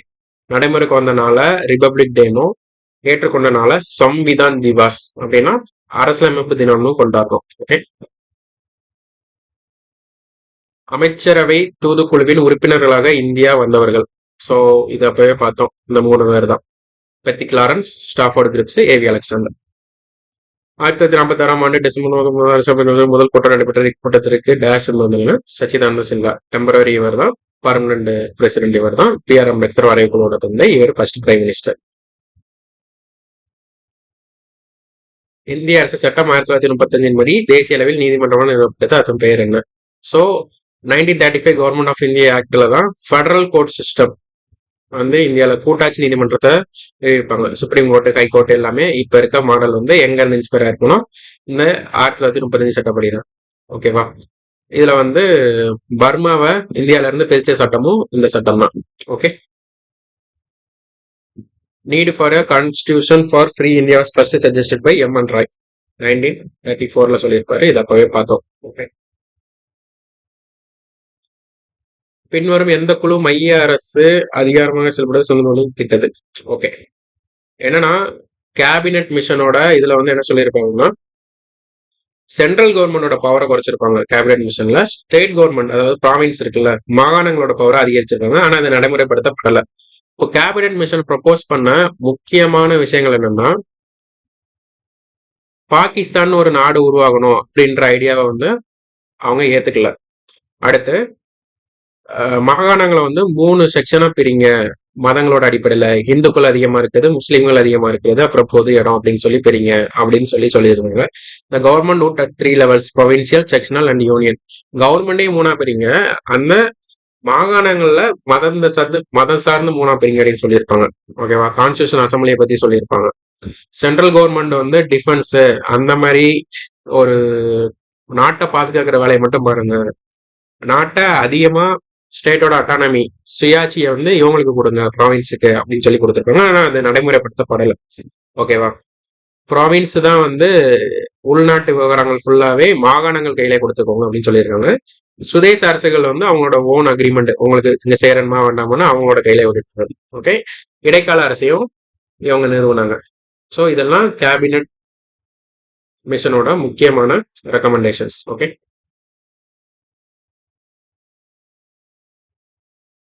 சைமன் கமிஷன் நமக்கு தெரியும். 1919 போட்ட மாண்டகை செமிஸ்கோடு சீர்திருத்தம் வந்து நல்லா எந்த அளவு பெர்ஃபார்ம் பண்ணியிருக்காங்கன்னு சொல்லி எவால்வேட் பண்ண வச்ச ஒரு குழு இவங்க தான். இந்திய அரசு நிர்ணய சபை முதல் கூட்டத்தின் தற்காலிக தலைவர் சச்சிதானந்த சின்ஹா. Repeated question.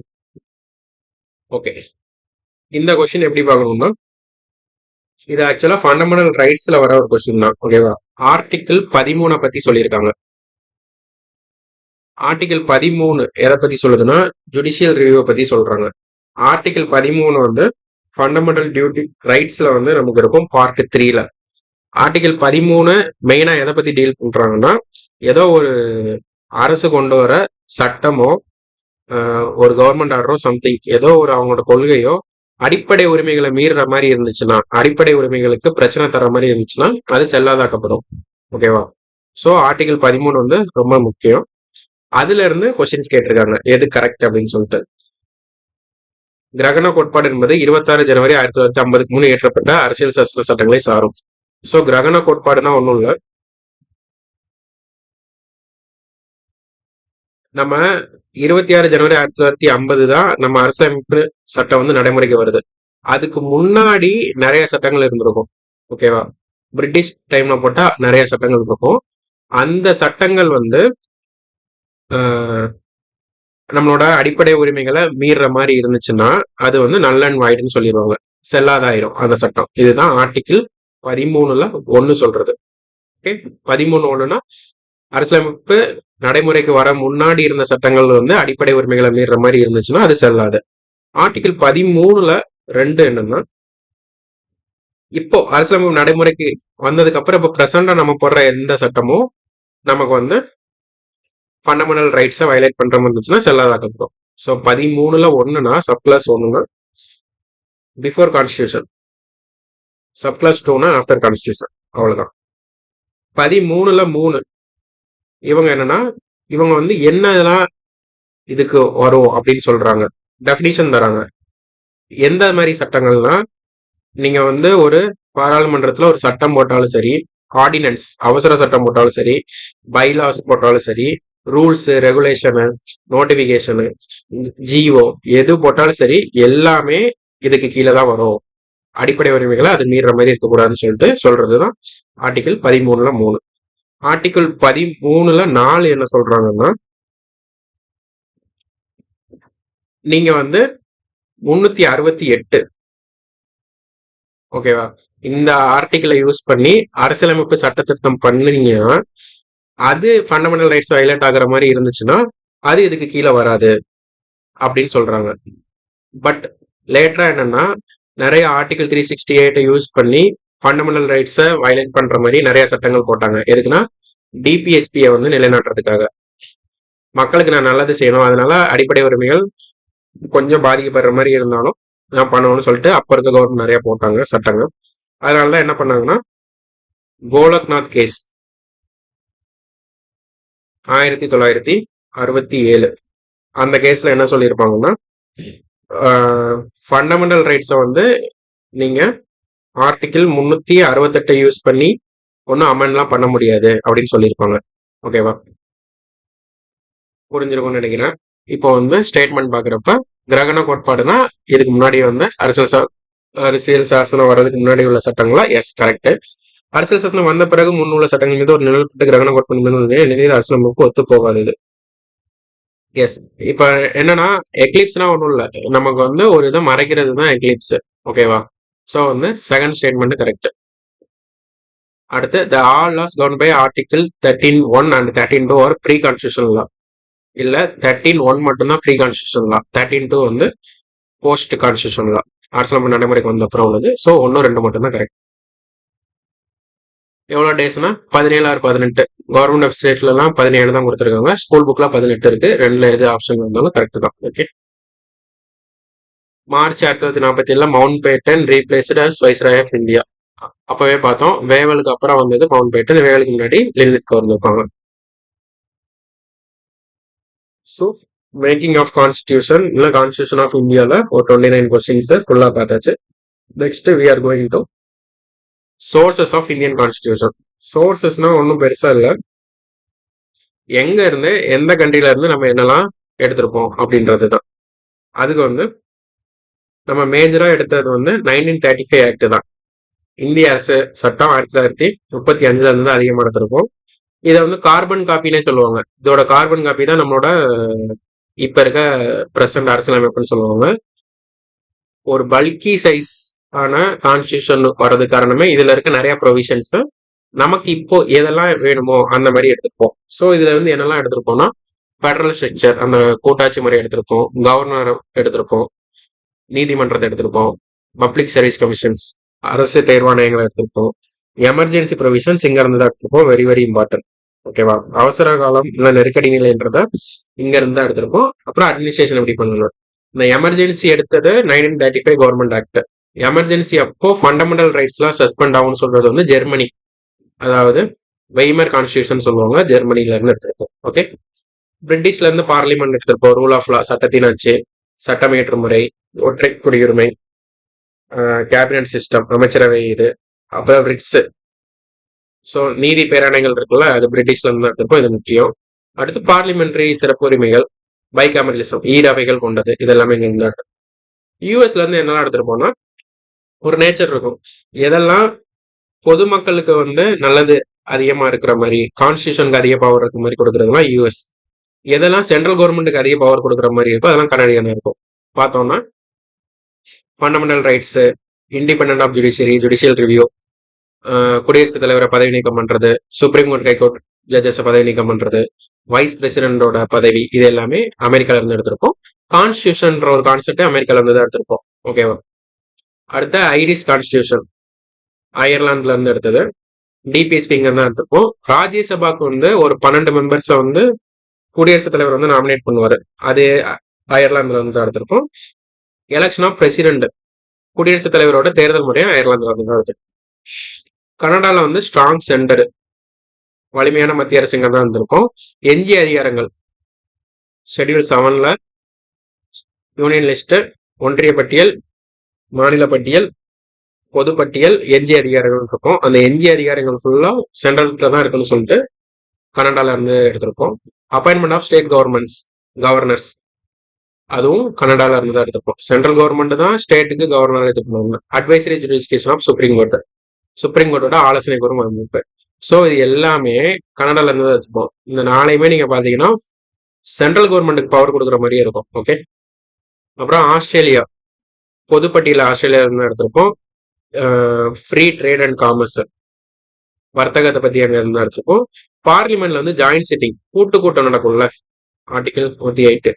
அப்போ அதுல இருந்து ஏதாச்சும் ஒரு பில்லு வந்து டெட்லாக் ஆயிடுச்சுன்னா பிரசிடென்ட் வந்து கூப்பிடுவாரு, கூட்டத்தை கூட்டி நீங்க வந்து இதை இது பண்ணுங்கன்னு.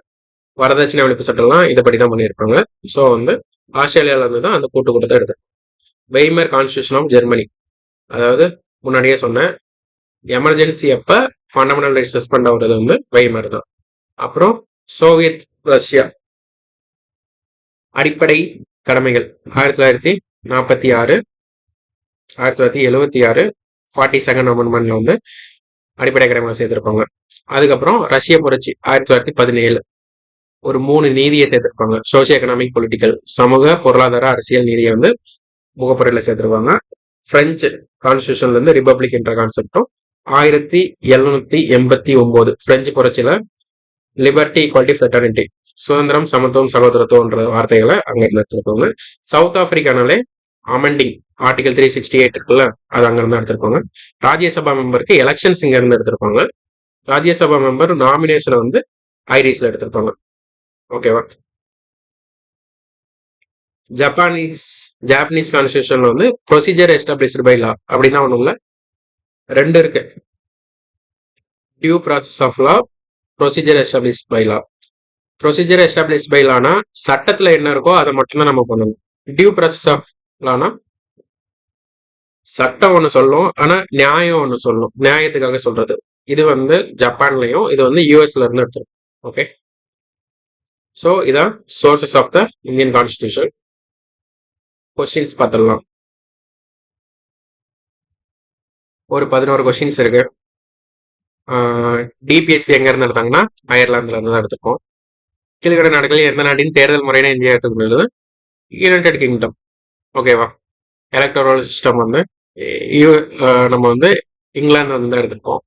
அரசியலமைப்பின் கருத்தாக்க முதலில் தோன்றிய நாடு யுஎஸ்ஏ. பொதுநல வழக்கு, அதாவது பப்ளிக் இன்ட்ரெஸ்ட் லிட்டிகேஷன் சொல்லுவாங்க, அதை வந்து யாருனாலுமே போடலாம். ஒரு தனி நபரோ போடலாம், ஒரு ஆர்கனைசேஷன் போடலாம். அவங்க தான் பாதிக்கப்பட்டிருக்குன்னு அவசியம் இல்லை, எந்த ஒரு விஷயத்தையும் போடலாம். ஸோ பொதுநல வழக்குன்ற ஒரு கான்செப்ட் எங்க தோணுச்சுன்னா யூஎஸ்ஏல தோன்றிருக்கு. எந்த நாட்டில் இருக்கட்சி ஆட்சி முறை நிலவுனா இங்கிலாந்து. அப்பவே சொன்னோம்ல, கன்சர்வேட்டிவ் பார்ட்டி, லேபர் பார்ட்டி அவங்க தான் இருப்பாங்க. அதுக்கப்புறம் யூஎஸ் அதுக்கு ஒரு எக்ஸாம்பிள் தான். ஓகேவா? அதுக்கப்புறம் ஜுடிஷியல் ஆக்டிவிசம் அப்படின்னா ஒன்றும் இல்லை, அது அமெரிக்கால இருந்து தோன்றிருக்கும். ஃபார் எக்ஸாம்பிள் வந்து எக்ஸிக்யூட்டிவ் செயலாக்கத்துறை வந்து சரியா செயல்படாதப்ப நீதிமன்றம் வந்து அதை வந்து சரியா செயல்படுறதுக்கு வந்து அவங்களே சில ஒரு ஆர்டர்ஸ் எல்லாம் கொடுப்பாங்க, ஜட்ஜ்மெண்ட்ஸ் எல்லாம் கொடுப்பாங்க. இதுதான் ஜுடிஷியல் ஆக்டிவிசம். உதாரணமா ஹைவேஸ்ல 500 மீட்டருக்கு டாஸ்மார்க் இருக்கக்கூடாது அப்படின்னு சொன்னது இவங்க தான், ஜுடிஷியல் ஆக்டிவிசம். அதை வந்து எந்த நாட்டில இருந்து எடுத்துட்டு போனா அமெரிக்கால இருந்து எடுத்து. ஸோ மேட்ச் த ஃபாலோவிங்ல கேட்டிருக்காங்க. அமெரிக்க அரசியல் சாசனம் வந்து உச்சநீதிமன்ற நீதிபதிகளை பதவியிலிருந்து தூக்குறது.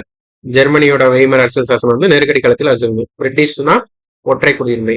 யூஎஸ்ல வந்து இரட்டை குடியுரிமை இருக்கும். மாகாணத்துக்கு ஒண்ணு, நாட்டுக்கு ஒண்ணு, இங்க ஒற்றை குடியுரிமை.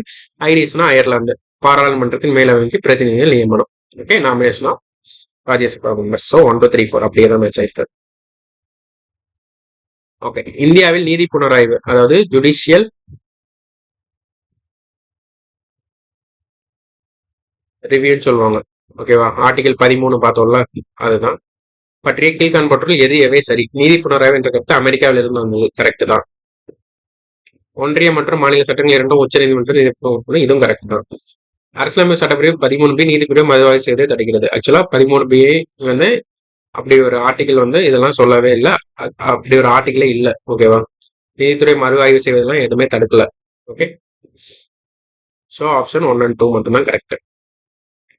கீழ்கண்ட எந்த நாட்டு அரசியலமைப்புடன் இந்திய அரசியலமைப்பின் முகவுரை பெரும்பகுதி ஒத்துள்ளதுன்னா அமெரிக்க அரசியலமைப்பு. அப்ஜெக்டிவ் ரெசல்யூஷன் நேரு கொண்டு வந்த குறிக்கோள் தீர்மானத்தை பத்தி, அது அந்த யூஎஸ்ல வந்து அவர் இன்ஸ்பயர் ஆயிருப்பார். ஓகே, மறுபடியும் ஒரு மேட்ச் தான் ஃபாலோவிங். பாராளுமன்ற மக்களாட்சி யாருன்னா இங்கிலாந்து தான். அடிப்படை உரிமைகள் வந்து அமெரிக்கா, அரசுக்கு நெறிமாற்றம் கொடுக்குறது அயர்லாந்து, கூட்டாட்சி வந்து கனடா. இது வந்து கூட்டாட்சி கனடான்றது ஸ்ட்ராங் சென்டர், மத்திய அரசு வலிமையா இருக்கிற கூட்டாட்சி தான் கனடா. ஸோ ஆப்ஷன்ல 3. The concept of judicial review இப்பதான் யூஎஸ்ஏல வந்து எடுத்துப்பாங்க.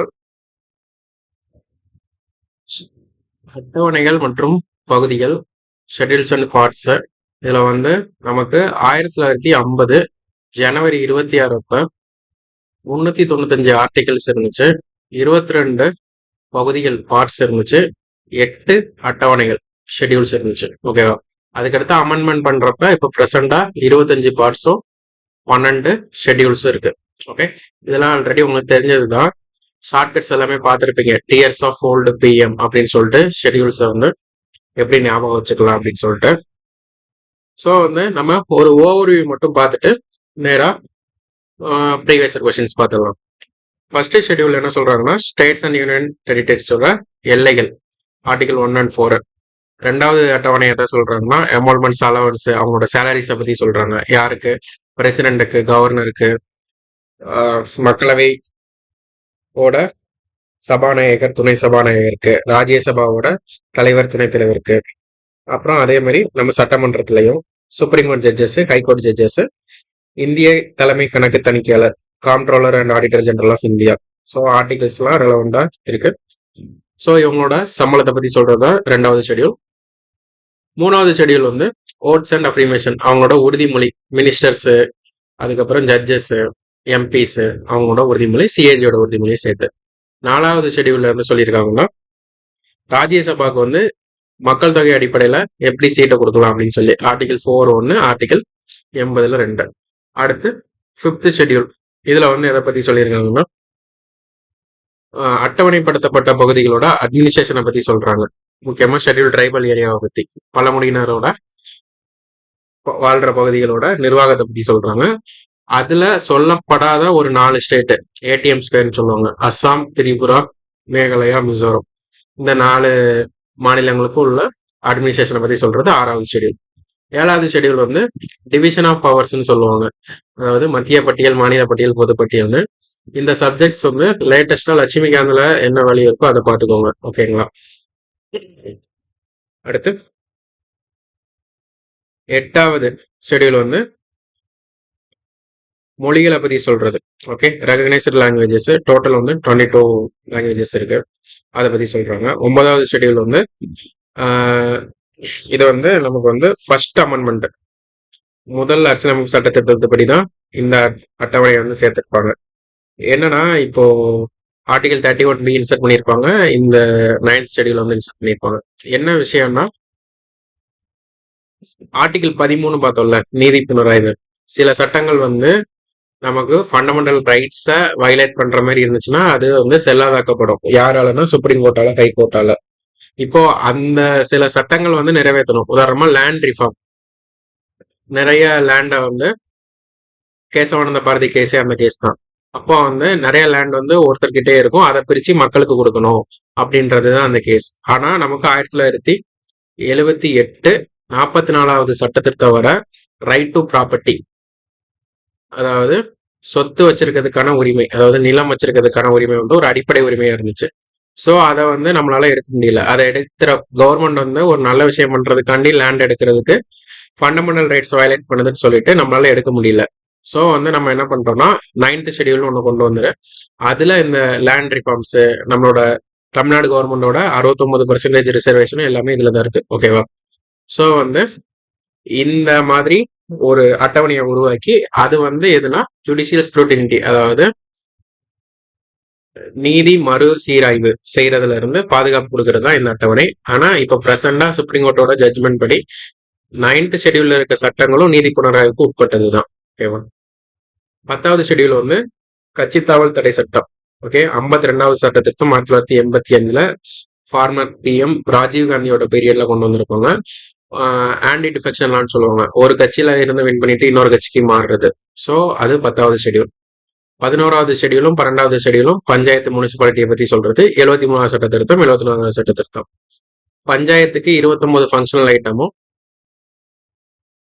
முனிசிபாலிட்டிக்கு நகராட்சிக்கு 18 ஃபங்க்ஷனல் ஐட்டமும் கொடுத்துருப்பாங்க. ஓகேவா? இது வந்து இதோட ஷெட்யூல்ஸ் அவ்வளவுதான். பார்ட்ஸ் ஆஃப் இந்தியன் கான்ஸ்டியூஷன்ல டோட்டலி ஃபர்ஸ்ட் 22 பார்ட் இருக்கு. பிரசண்டா 25 பார்ட் இருக்கு. ஸோ வந்து பார்ட் 1 யூனியன் அண்ட் டெரிட்டரி, 2வது பார்ட் சிட்டிசன்ஷிப், 3வது ஃபண்டமெண்டல் ரைட்ஸ், 4வது டிபிஎஸ்பி. 4A வந்து 42வது சட்ட திருத்தம் சரண் சிங் கமிட்டி தலைமையில ஃபண்டமெண்டல் டியூட்டிஸ், அடிப்படை கடமைகள் சேர்த்திருக்காங்க.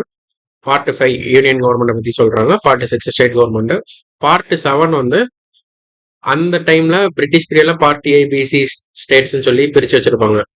அந்த ஸ்டேட்ஸ் எல்லாம் இனி இல்ல, இனி இருந்துச்சுன்னா ஒன்னும் ஸ்டேட்டா இருக்கும், இல்ல யூனியன் டெரிட்டரியா இருக்கும் அப்படின்னு சொல்லி நம்ம வச்சிருந்தோம்.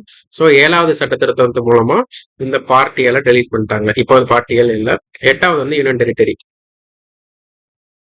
ஓகே, யூனியன் டெரிட்டரியில வந்து 69வது சட்ட திருத்தம் 1991ல டெல்லியை வந்து இந்தியாவோட தலைநகரா மாத்திருப்பாங்க. ஓகேவா? அடுத்து 9வது வந்து பஞ்சாயத்து, 73வது சட்ட திருத்தம். 9A வந்து முனிசிபாலிட்டிஸ், 74வது சட்ட திருத்தம். 9B வந்து கோஆபரேட்டிவ் சொசைட்டிஸ், 97வது சட்ட திருத்தம் 2011. இது எல்லாமே PYQ, அதனாலதான் அவ்வளோ டீட்டெயிலா சொல்றேன். 10வது வந்து ஷெட்யூல் ஏரியா. 11வது வந்து relationship between union and states. ஓகேவா? 12வது வந்து அந்த நிதி சம்பந்தமான உறவுகள், அதை பத்தி சொல்றது. ஓகே, 101வது சட்ட திருத்தம் 2016ல ஜிஎஸ்டி கொண்டு வந்திருப்பாங்க. 13வது பார்ட் என்னன்னா ட்ரேடு காமர்ஸ். ஓகேவா? Within the territory of India, அதாவது இந்தியாவுக்குள்ள வர்த்தகம் பண்றதுக்கான ஒரு பகுதி அது. அதுக்கப்புறம் பார்ட் 14 என்னன்னா சர்வீசஸ் அண்டர், அதாவது நம்ம இப்போ டிஎன்பிசி யூபிஎஸ்சில இருக்குல்ல, அதெல்லாம் பார்ட் 14ல சொல்லியிருக்காங்க. 14A வந்து ட்ரிபுனல். ரெண்டே ஆர்டிகல் தான், 323A 323B. 42வது சட்ட திருத்தத்தில் தான் சேர்த்திருப்பாங்க. அட்மினிஸ்ட்ரேட்டிவ் திருவிழா நிர்வாக தீர்ப்பாயங்கள், கோர்ட்டுக்கு போகாம அந்தந்த டிபார்ட்மெண்ட்லயே அவங்க வந்து தீர்ப்பாயங்கள் வச்சு வழக்குகளை சால்வ் பண்ணிக்கலாம். அதுதான் part 14A. Part 15 election commission. 16 special provision for relating certain class, உதாரணமா SC ST OBCலாம் இருப்பாங்கல்ல, அவங்களுக்கு வந்து கமிஷன் வைக்கிறது, அவங்களுக்காக ஒரு வெல்ஃபேர் பண்றதுக்காக உள்ள பார்ட் தான் 16. 17 வந்து அஃபிஷியல் லாங்குவேஜ். 18 வந்து எமர்ஜென்சி. 44வது சட்ட திருத்தம், 42வது சட்ட திருத்தம்லாம் நிறைய எமர்ஜென்சியா பண்ணியிருப்பாங்க, சட்ட திருத்தங்கள் பண்ணியிருப்பாங்க. அதுக்கப்புறம் 19 இதுல வந்து மிஸ்லனஸ், அதாவது various president governors legal proceeding பத்தி சொல்லியிருப்பாங்க. 20 தான் ரொம்ப முக்கியமானது, அமெண்ட்மெண்ட் ஆஃப் த கான்ஸ்டியூஷன். 21 வந்து டெம்பரரியா இருக்கிற ப்ரொவிஷன்ஸ்லாம் அதை கொடுத்துருப்பாங்க, லைக் ஜம்மு காஷ்மீரோட பவர். அதுக்கப்புறம் ஸ்டேட்டுக்கு ஸ்பெஷல் பவர் கொடுத்துருப்பாங்க, ஆர்டிகல் 370 371A BCD அந்த மாதிரி ஒவ்வொரு ஸ்டேட்டுக்குள்ள சிறப்பு உரிமைகளை பத்தி சொல்லியிருப்பாங்க. அடுத்து 22 வந்து ஷார்ட் டைட்டில்ஸ் கமென்ஸ்மெண்ட், அதாவது கான்ஸ்டியூஷன் ஸ்டார்ட் ஆகிறப்ப சில டைட்டில்ஸ் இருக்கும், சில லாஸ்லாம் இருந்திருக்கும், அதை பத்தி பேசுறது தான் இது. ஸோ பார்ட்ஸ் ஷெட்யூல்ஸ் இவ்வளவுதான். இதை தரவா நம்ம கொஞ்சம் மனப்பாடம் பண்ணிட்டாலே போதுமானது. எந்த கொஸ்டின் கேட்டாலும் ஆன்சர் பண்ணிடலாம். இப்போ கொஸ்டின் பார்க்க போங்க. ஸோ டோட்டலா 11 கொஸ்டின்ஸ் கேட்டிருக்காங்க. First question, which of the following statements are true about anti defection law? Anti defection law வந்து நம்ம பார்த்தோம், schedule 10 1985 52nd amendment. So first statement correct. 9th schedule போட்டிருக்காங்க, 10th ஷெட்யூல். ஸோ 2 வரலாம் தூக்கிடலாம். ஸோ ஒன்று correct, third கரெக்டாக பார்க்கணும். மேடு some changes 91st. Okay, 15% மேலே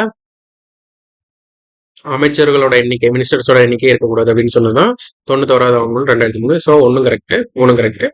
இந்த கொஸ்டின்ஸ் தான் அடிக்கடி டிஎன்பிஎஸ்ல கேட்டிருக்காங்க. ஓகேவா? ஸோ ஈஸியஸ்ட் கொஸ்டின் தான். 9வது அட்டவணை பற்றிய கீழ்காணும் வாக்கியங்கள் எது எவை தவறானது, எது தவறுன்னு கேட்டிருக்காங்க.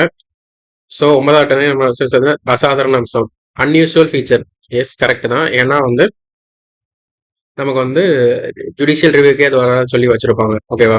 ஒரு ப்ரொடக்ஷன் கொடுக்கறது ஒரு அம்பர்லா மாதிரி இருக்கும், அதுக்குள்ள ஒரு லாவை போட்டால் ஜுடிஷியலால ரிவ்யூ பண்ண முடியாது. பட் இப்போ பண்ணலாம்.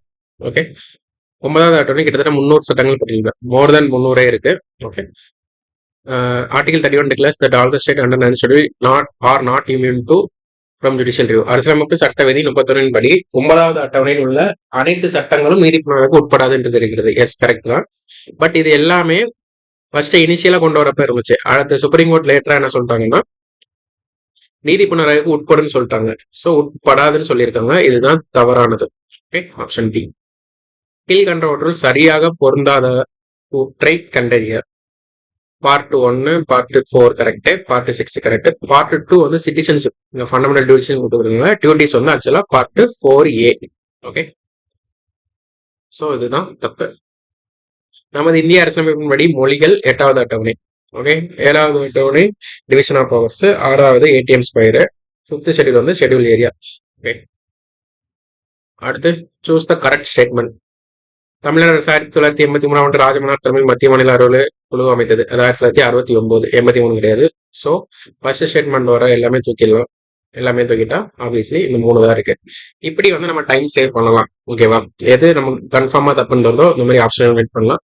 மீதி உள்ளதை பார்க்கணும்னா 7வது அட்டவணை 3 பட்டியல்களை உருவாக்கி அதிகார பகிர்வு. Yes, state list, union list, concurrent list. மத்திய பட்டியல், மாநில பட்டியல், பொது பட்டியல். கரெக்ட் தான். அதிகார பகிர்வு மத்திய மாநில உறவுகள் அச்சாணியாக உள்ளது. Yes correct. மத்திய அரசாங்கத்தின் அதிகாரம் தேசத்தின் நிலை முழுவதும் காணப்படுகிறது. எஸ். ஓகே, ஸோ 2, 3, 4 வந்து கரெக்ட். இந்திய அரசமைப்பு விதி 264 300A வரை.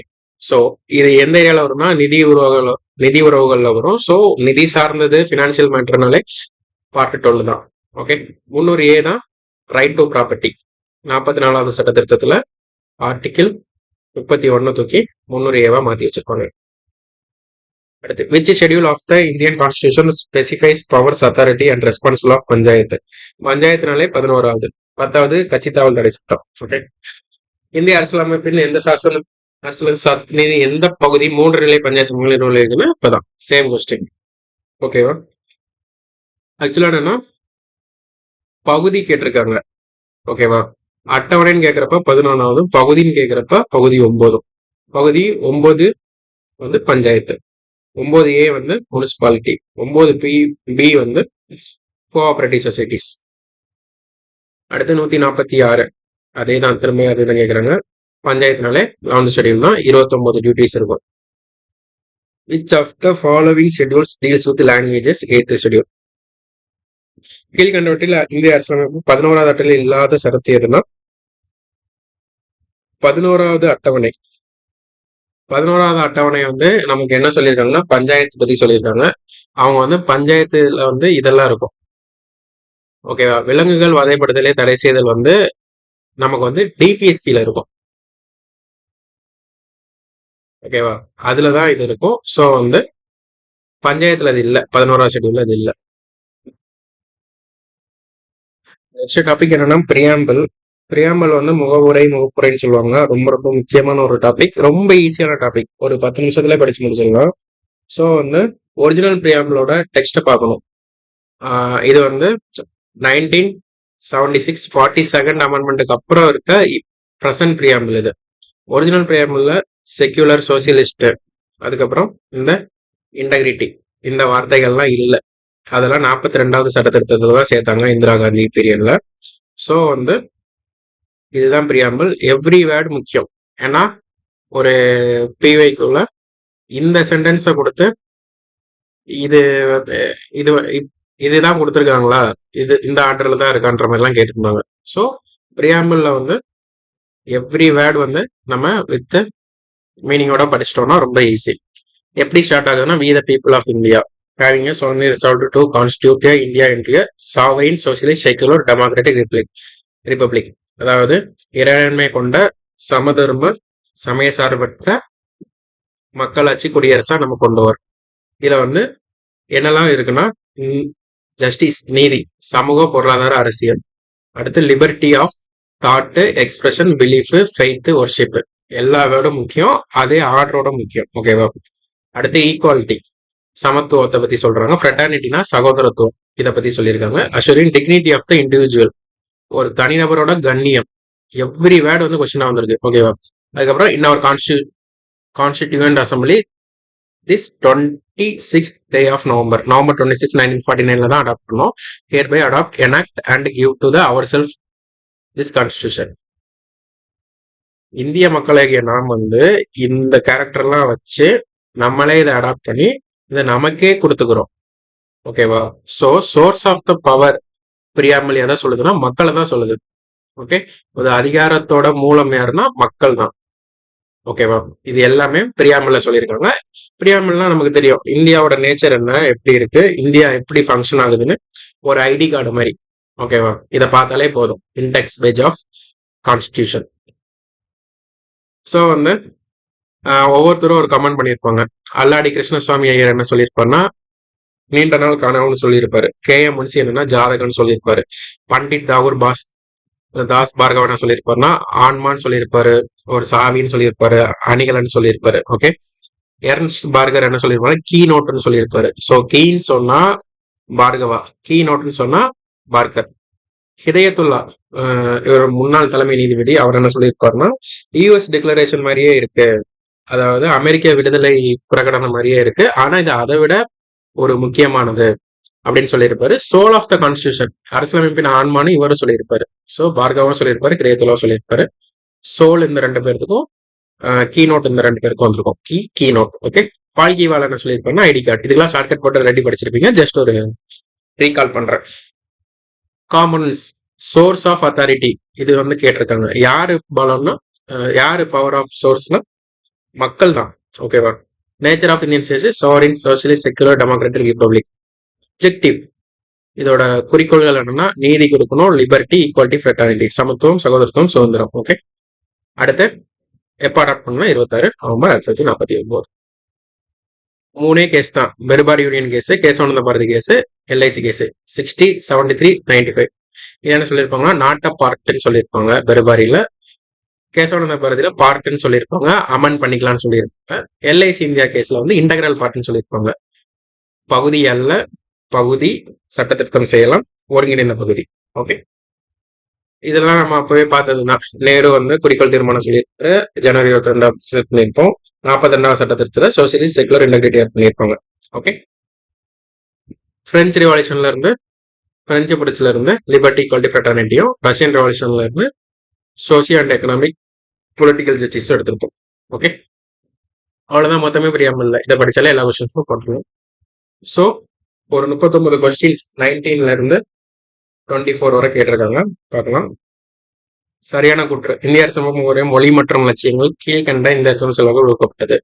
USA, France, USSR. ஓகே, 3ல இருந்துமே இன்ஸ்பயர் ஆயிருப்போம். ஓகேவா?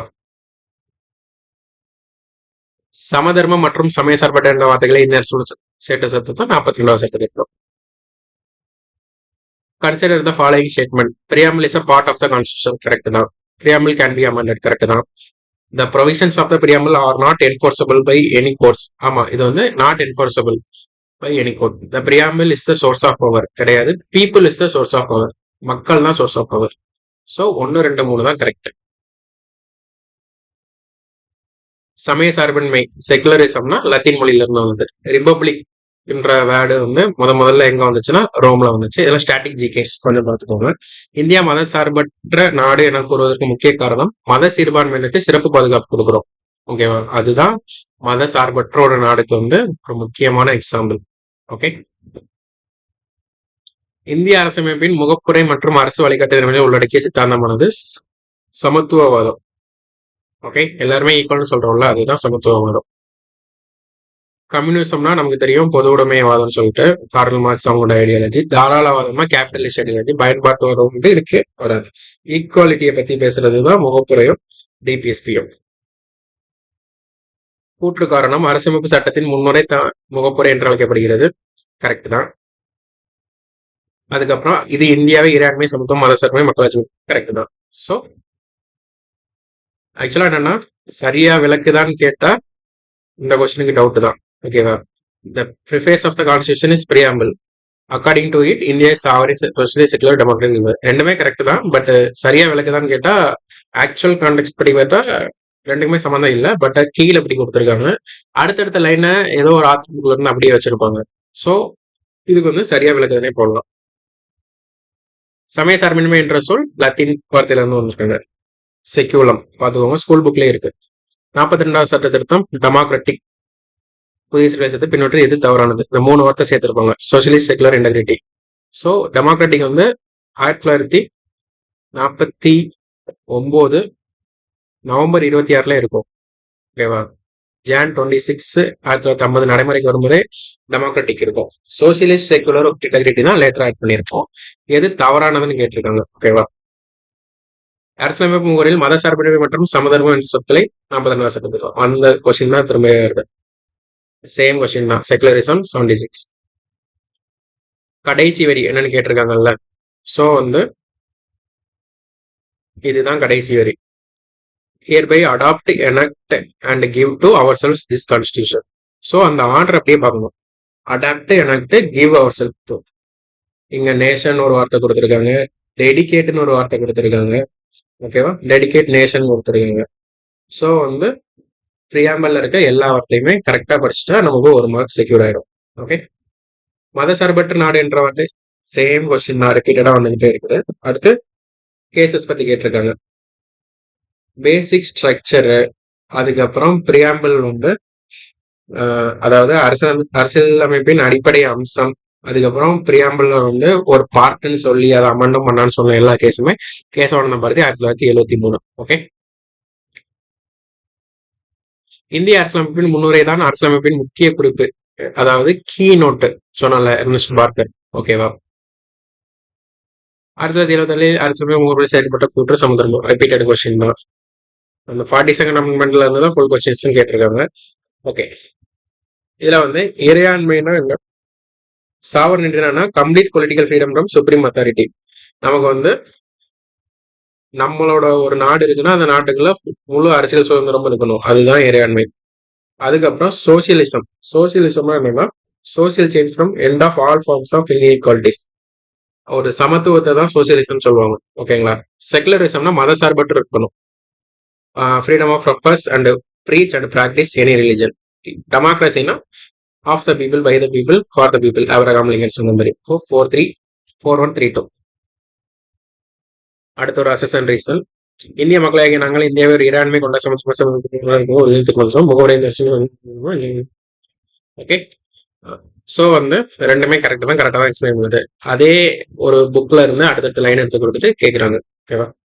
லிபர்ட்டி, ஈக்வாலிட்டி, ஃப்ரெட்டர்னிட்டி இந்த 3 வார்த்தையும் எங்க இருந்து எடுத்திருப்பாங்கன்னா பிரெஞ்சு ரிவால்யூஷன்ல இருந்து எடுத்திருப்பாங்க. பிரெஞ்சு புரட்சி 1789. ஓகே. Russian revolution 1917. இதுல இருந்து என்ன எடுத்திருப்பாங்கன்னா 3 வகையான நீதிகள் எடுத்திருப்பாங்க. சமூக, அரசியல், பொருளாதாரம். Socio economic, political. இந்திய அரசியலமைப்பு முகவுரை பற்றிய வாக்கியங்கள். ஜவஹர்லால் நேரு அதனை அரசியல் சாசன அடையாள அட்டை, ஐடென்டி கார்டுன்னு சொன்னது பால்கிவாலா. ஸோ ஃபர்ஸ்ட் ஸ்டேட்மெண்ட் தப்பு. என்ன கேட்டிருக்காங்க? ராங் தான் கேட்டிருக்காங்க. ஸோ ஒன்றும் வராத ஸ்டேட்மெண்ட்லாம் பார்க்க கூடாது. இப்போ செகண்ட் ஸ்டேட்மெண்ட்டும் தப்பான்னு பார்க்கணும். அரசியல் சாசனத்தின் அதிகாரத்தை வெளிப்படுத்துகிறது. கரெக்ட் தான். Source of authority of the கான்ஸ்டியூஷனோட பவர் எதுவும் சொல்றது. It reveals nature of Indian state. Correct தான். இந்தியா வந்து எப்படிப்பட்ட நாடு சொல்றாங்க. It reveals the objectives of the Indian constitution. இதுவும் கரெக்ட் தான். ஸோ 1 மட்டும் தான் தப்பு. Option B. அதேதான் 42வது சட்ட திருத்தத்துல என்னெல்லாம் சேர்த்தாங்க அப்படின்னு சொல்லிட்டு. Socialist, secular integrity. சமய சார்பு என்று சொல் லத்தீன். இந்தியாவின் முழுமையான இறையாண்மை அதிகாரம் பெற்றிருப்பது இந்திய மக்கள். ஸோ அல்டிமேட் சாவரின் பவர் இந்திய மக்கள்கிட்ட தான் இருக்கு. பின்வரும் ஒன்றில் எது மாநிலத்தின் இன்றியமையாத பண்பாகும்னா இறையாண்மை. இது மாநிலம்னு சொல்லியிருக்காங்க. ஸ்டேட்ன்றது இந்த இடத்துல அரசு. ஓகேவா? ஸோ அரசோட முக்கியமான பண்பு சாவரினா இருக்கணும், யாருக்கும் அடிமையா இருக்கக்கூடாது. ஓகே, நம்மளோட ஏரியாக்குள்ள நம்மளே சட்டம் போட்டுக்கிட்டு நம்மளே முழு சுதந்திரத்தோட ஆட்சி பண்றதுதான் சாவர்னிட்டி. இந்திய அரசமைப்பு முறையில சோசியலிஸ்ட் அதேதான் 42 அமெண்ட்மெண்ட். 42 அமெண்ட்மெண்ட்ல இருந்து ஒரு 20 கொஸ்டின் பார்த்திருப்போம். கீழ்கண்ட எந்த நாட்டு அரசமைப்புடன் இந்திய அரசமைப்பு முகவரை பெறும்போது அமெரிக்கா தான். அப்ஜெக்டிவ் ரெசல்யூஷன் அங்க இருந்து தான் எடுத்திருப்பாங்க. அதே 42 அமெண்ட்மெண்ட் தான். Select the word that was inserted in the 6th para of the preamble by the amendment of 1976. Okay, இப்ப வந்து இந்த 3 வார்த்தை தான் சேர்த்துப்போம். Socialist, secular, integrity. நமக்கு என்ன கேட்டிருக்காங்க, 6வது பேராகிராஃப்ல என்னன்னு கேட்டிருக்காங்க. ஸோ வந்து first paragraph, second, third, fourth, fifth, 6th. Okay, கணக்குப்படி பார்த்தா 1 2 3 4 5 5வது பேராகிராஃப். அதுல பிராக்கெட்ல எதை போட்டிருக்காங்கன்னா 6வது பேராகிராஃப் எடுத்துருக்காங்க. அதுல என்ன வார்த்தை சேர்த்தாங்கன்னா இன்டெகிரிட்டி. ஸோ அவங்க 6th பேராகிராஃபோ 7th பேராகிராஃபோ எப்படி கேட்டாலுமே நமக்கு இந்த பிரியாம்பிள ஒரு டைம் நல்லா பார்த்துட்டாலே போதுமானதுதான். ஸோ இன்டெகிரிட்டின்ற ஒரு வார்த்தை.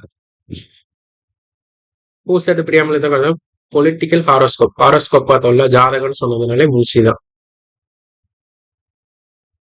ஒரே ஒரு தடவை தான் அமெண்ட்மெண்ட் பண்ணியிருக்காங்க இது வரைக்கும். ஓகேவா? 1976 42வது சட்ட திருத்தம். கேஸ் இந்த பாரதி கேஸ்ல சுப்ரீம் கோர்ட் என்ன சொன்னாங்கன்னா, ஆக்சுவலா என்னன்னா, preamble is the constitution, not the part of constitution சொன்னது வந்து பெருபாரியில சொன்னாங்க. ஓகேவா? The preamble to the constitution of India, source of power, source of limitation and prohibition. இது வந்து இந்த கேஸ்ல எல்லாம் சொல்லல. அதுக்கப்புறம் ஒருங்கிணைந்த பகுதின்னு சொன்னது வந்து எல்ஐசி கேஸ் தான். ஆக்சுவலா இந்த இடத்துல பார்ட் ஆஃப் த கான்ஸ்டியூஷன் தான் சொல்லியிருப்பாங்க. ஆப்ஷன் 3 இருக்க ஆப்ஷன்ல அதான் கரெக்டா இருக்கு. இந்த ஆர்டர் இது ஸ்கூல் புக் பேக்ல இருக்கு, நிறைய எக்ஸாம்லையும் கேட்டிருக்காங்க. Okay, sovereign, socialist, secular, democratic, republic 3, 2, 4, 1, 5. Regarding the word fraternity. ஃப்ரெட்டர்னிட்டினா என்னன்னா சகோதரத்துவம்.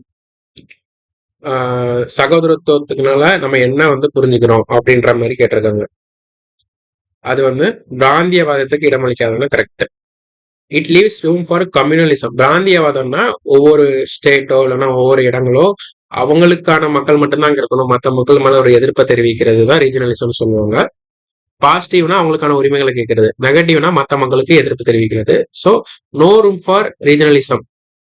பிராந்தியவாதத்துக்கு இடமளிக்காதுன்னா கரெக்ட் தான். சகோதரத்துவம்னாலே பிராந்தியவாதத்துக்கு இடம் கொடுக்கக்கூடாது, எல்லாத்தையும் ஒரு ஃப்ரெட்டர்னிட்டியோட பார்க்கணும்.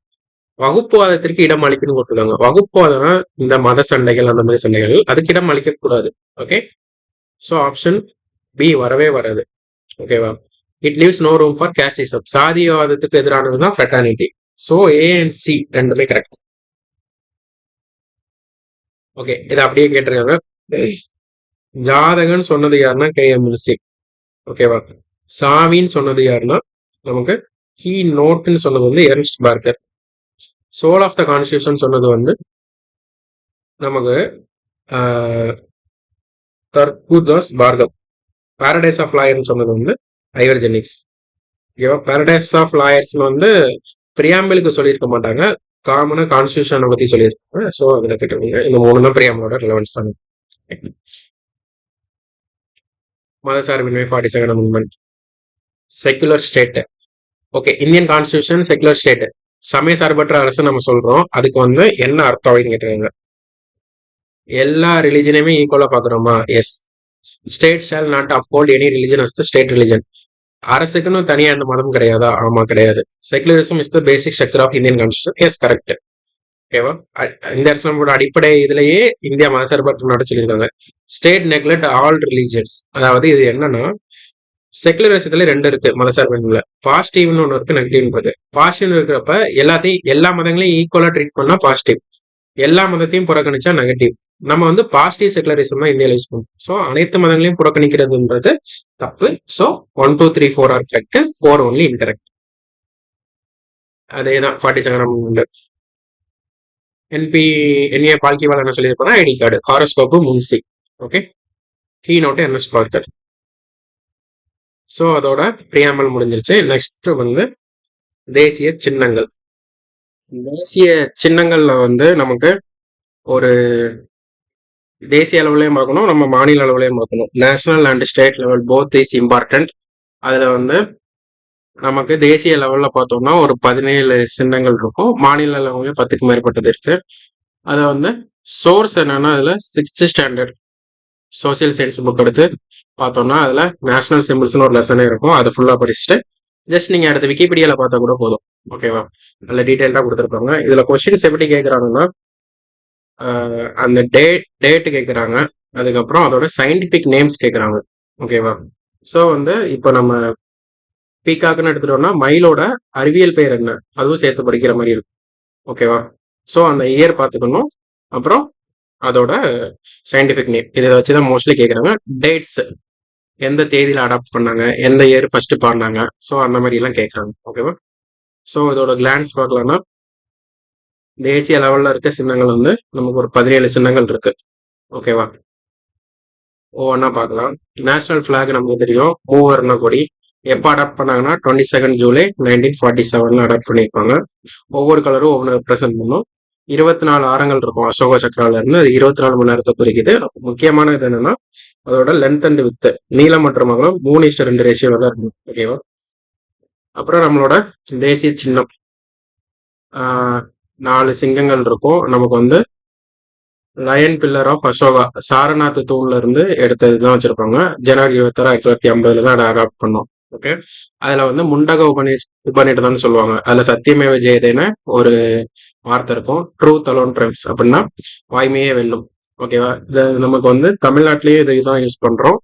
தமிழ்நாட்டு ஸ்டேட் சிம்பிள்லையும் வாய்மையே வெல்லும் டிரான்ஸ்லேட் பண்ணது நம்ம பேரறிஞர் அண்ணா. ஓகே, அப்புறம் நேஷனல் அந்தம் நமக்கு தெரியும், இது ஆல்ரெடி பார்த்ததுதான். 52 செகண்ட்ல பாடி முடிக்கணும். 4 ஸ்டான்ஸா இருக்கும். இல்லை ஃபர்ஸ்ட் ஸ்டான்ஸா மட்டும்தான் நம்ம நேஷனல் அந்தமா எடுத்திருக்கோம். ஓகே, இதை ஃபர்ஸ்ட் எப்போ பாடினாங்கன்னா 27 டிசம்பர் 1911 வந்து ஐஎன்சி மீட்டிங்ல பாடியிருப்பாங்க. அப்போ அதோட தலைவர் யாரா இருப்பாருன்னா Pandit Bishan Narayan Das. Okay, national song Vande Mataram Bankim Chandra Chatterjee எழுதினது ஆனந்த மடம்ன்ற ஒரு நூல்ல ஒரு நாவல்ல இருந்து எடுத்திருப்பாங்க. இதுவும் 24 ஜனவரி தான் அடாப்ட் பண்ணியிருப்பாங்க. இதை ஃபர்ஸ்ட் பாடினது யாருன்னா ரவீந்திரநாத் தாகூர். எப்பனா 1896 வந்து ஐஎன்சில பாடியிருப்பாங்க. ஓகே, நேஷனல் மைக்ரோ ஆர்கானிசம் அப்படின்னா தேசிய நுண்ணுயிரி லாக்டோபைசிலஸ் டெல்ப்ரூயிஸ்கி 2012 அடாப்ட் பண்ணியிருப்பாங்க. தேசிய கரன்சி இதுக்கு வந்து சிம்பிள் வந்து என்னன்னா தேவநாகரி ஸ்கிரிப்ட்ல இருக்கிற இந்த ருபியா. ஓகேவா? இந்த ருபீஸோட சிம்பிள் தான். அதை டிசைன் பண்ணது யாருன்னா டி உதயகுமார். அப்புறம் தேசிய நாட்காட்டின்னு ஒன்று உண்டு. நேஷனல் கேலண்டர் வந்து சாகா கேலண்டர் சொல்லுவாங்க. இதை அடாப்ட் பண்ணது வந்து பார்த்துக்கணும் வித் டேட்டோட 22 மார்ச் 1957. ஒரு 12 மந்த் சொல்லியிருப்பாங்க. நம்ம தமிழ் மாதங்கள் பேர் தான் பேர் இருக்கும். சித்திரை, வைகாசி, பங்குனி அந்த மாதிரி தான் இருக்கும். கார்த்திகை அந்த மாதிரி. சும்மா ரீட் மட்டும் பண்ணிக்கோங்க இதெல்லாம். அப்புறம் தேசிய விடுமுறை நாட்கள் அப்படின்னு பாக்குறப்ப independence day, republic day. Gandhi ஜெயந்தியை வந்து ஐநா சபை என்ன சொல்லியிருப்பாங்கன்னா international day of non violence, உலக சர்வதேச அகிம்சை நாள் கொண்டாடுவாங்க. ஓகே, தேசிய உறுதிமொழி India is my country, all Indians are my brothers and sister. யார் இதை எழுதியிருப்பாங்கன்னா சுப்பாராவ், தெலுங்குல எழுதியிருப்பாங்க. ஓகேவா? அப்புறம் national animal of India royal Bengal tiger. அதாவது நேஷனல் ஹெரிட்டேஜ் அனிமல்னு ஒன்று இருக்கும், அது வந்து எலிஃபென்ட். பாரம்பரிய விலங்கு யானையும். நேஷனல் அனிமல்னா ராயல் பெங்கால் டைகர் சொல்லுவாங்க. சயின்டிபிக் நேம் ரொம்ப முக்கியம், panthera tigris tigris. Okay, national and state சிம்பிள்ஸ்ல அதுக்கப்புறம் பார்க்குறது ஆக்சுவலா என்னன்னா இந்த நேஷனல் அனிமலை வந்து எப்போ அடாப்ட் பண்ணியிருப்போம்னா ஏப்ரல் 1973. அப்போதான் ப்ராஜெக்ட் டைகர் ஒன்று கொண்டு வந்திருக்கோம். 2023 ப்ராஜெக்ட் டைகருக்கு 50th ஆனிவர்சரி கொண்டாடி இருக்கோம். அப்போ இந்தியா வந்து IBCA international big cats alliance சொல்லி ஒன்று ஃபார்ம் பண்ணியிருப்பாங்க. ஓகேவா? IUCN ரெட் லிஸ்ட்ல, அதாவது சிவப்பு புத்தகத்துல வந்து IUCN சிவப்பு புத்தகத்துல வந்து என்டேஞ்சர்டு ஸ்பீசிஸ்ல இது இருக்கு. ஓகே, டைகர் கேபிட்டல் ஆஃப் இந்தியான்னு எந்த ஊரை சொல்றாங்கன்னா நாக்பூரை சொல்றாங்க. அடுத்து தேசிய பறவை நமக்கு எதுனா இந்திய மயில். Scientific name pavo cristatus. Okay, இதே எப்போ அடாப்ட் பண்ணுவாங்க? இது 63 அடாப்ட் பண்ணியிருப்பாங்க. ஓகேவா? டைகருக்கு ஒரு 10 இயருக்கு முன்னாடி அடாப்ட் பண்ணியிருப்பாங்க. அப்புறம் நம்மளோட national aquatic animal of India, தேசிய நீர்வாழ் விலங்கு எதுனா கங்கையில இருக்க ஆற்று நீர் டால்பின். ஓகே, இதோட சயின்டிபிக் நேம் பார்த்துக்கோங்க பிளாட்டன்ஸ்டா கேங்கட்டிகா. ஓகே, 2009 அடாப்ட் பண்ணியிருப்பாங்க. கங்கா, பிரம்மபுத்திரா அதோட துணையார்கள் எல்லாத்துலயுமே இது காணப்படும். அப்புறம் நேஷனல் ஹெரிட்டேஜ் அனிமல் பாரம்பரிய விலங்குதுன்னா யானை தான். 2010 22 அக்டோபர்ல பண்ணியிருக்காங்க. ப்ராஜெக்ட் எலிஃபண்ட் எப்போனா 1992. ஓகே. அப்புறம் நம்ம தேசிய மரம் எதுனா ஆலமரம். ஓகேவா. இதோட சயின்டிபிக் நேம்னா ஃபிக்கஸ் பென்கா பென்சிஸ். ஓகே. அப்புறம் நம்மளோட தேசிய பழம் வந்து மாம்பழம், மேன்கிஃபெரா இண்டிகா. ஓகேவா. இதை தான் கிங் ஆஃப் ஃப்ரூட்ஸ்னு சொல்லுவாங்க. பழங்களின் அரசன் வந்து மாம்பழமா சொல்றாங்க. நேஷனல் ஃப்ளவர் ஆஃப் இந்தியா வந்து லோட்டஸ், தாமரை மலர், நமக்கு நல்லா தெரிஞ்சதுதான். Scientific name nelumbo nucifera Gaertn. இது வந்து ஏதாச்சும் ஒரு ஷார்ட்கட் போட்டு எல்லாவோட சயின்டிபிக் நேமையும் பார்த்து வச்சுக்கோங்க, கேட்குறாங்க எக்ஸாம்ல. அடுத்து நம்ம தேசிய ஆறு வந்து கங்கா. கங்கை ரிவர், கங்கை நதியை தான் சொல்றோம். November 4 2008 Namami Ganga program, clean Ganga ப்ரோக்ராம்னு சொல்லுவாங்க. அதெல்லாம் நம்ம யூஸ் பண்ணி கங்கை நதியை தூய்மைப்படுத்த பண்ணிட்டு இருக்கோம். அப்புறம் நம்ம தேசிய ஊர்வன எதுனா கிங் கோப்ரா. அதோட சயின்டிபிக் நேம் பார்த்துக்கோங்க, ராஜநாகன் சொல்லுவாங்க. ஒஃபியோஃபேகஸ் ஹேனா. ஓகே. ஸோ இந்த சிம்பிள்ஸ் எல்லாமே இவ்வளோதான் கொஸ்டின் ஏரியா. நல்லா ஒரு டைம் பார்த்துட்டு சயின்டிபிக் நேம், அந்த டேட்ஸ் எல்லாம் பார்த்தாலே போதும், நமக்கு வந்து கொஸ்டின் ஈஸி ஆன்சர் பண்ணிடலாம். தமிழ்நாடு சிம்பிள்ஸ் பார்க்குறப்ப நம்ம மாநில லட்சினை சிம்பிள் எதுனா ஸ்ரீவில்லிபுத்தூர் டெம்பிளோட கோபுரம் தான் இருக்கும். ஓகேவா.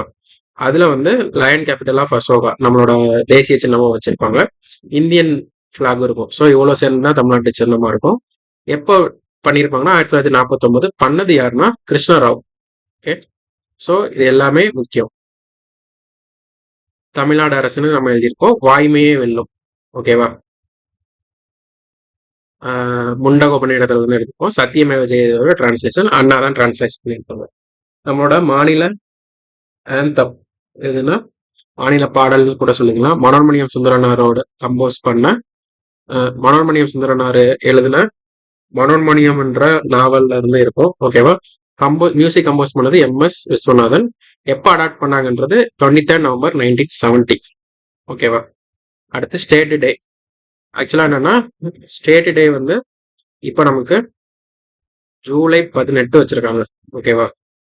நவம்பர் 1 1956 வந்து உள்ளாட்சி தினமா கொண்டாடுறாங்க. ஸோ கவர்மெண்ட் மாறுறப்ப தேசியத்தை மாத்துறாங்க. ஜூலை 18 அண்ணா வந்து தமிழ்நாடு நேம் சேஞ்ச் பண்ண கொண்டு வந்த ரெசல்யூஷன் பாஸ் பண்ண டே தான் இப்போ பிரசண்டா தமிழ்நாடு மாநில தினமா கொண்டாடுறோம். இது உள்ளாட்சி தினமா கொண்டாடுறோம். ஓகே. நம்மளோட ஸ்டேட் லாங்குவேஜ் தமிழ் எல்லாம் தெரியும். ஸ்டேட் அனிமல் நீலகிரி தார். ஓகேவா. நீலகிரி வரையாடு. இது வந்து எண்டமிக்கா இருக்கு IUCN லிஸ்ட்ல. அடுத்து என்டேஞ்சர்ட்ல இருக்கும். ஓகேவா.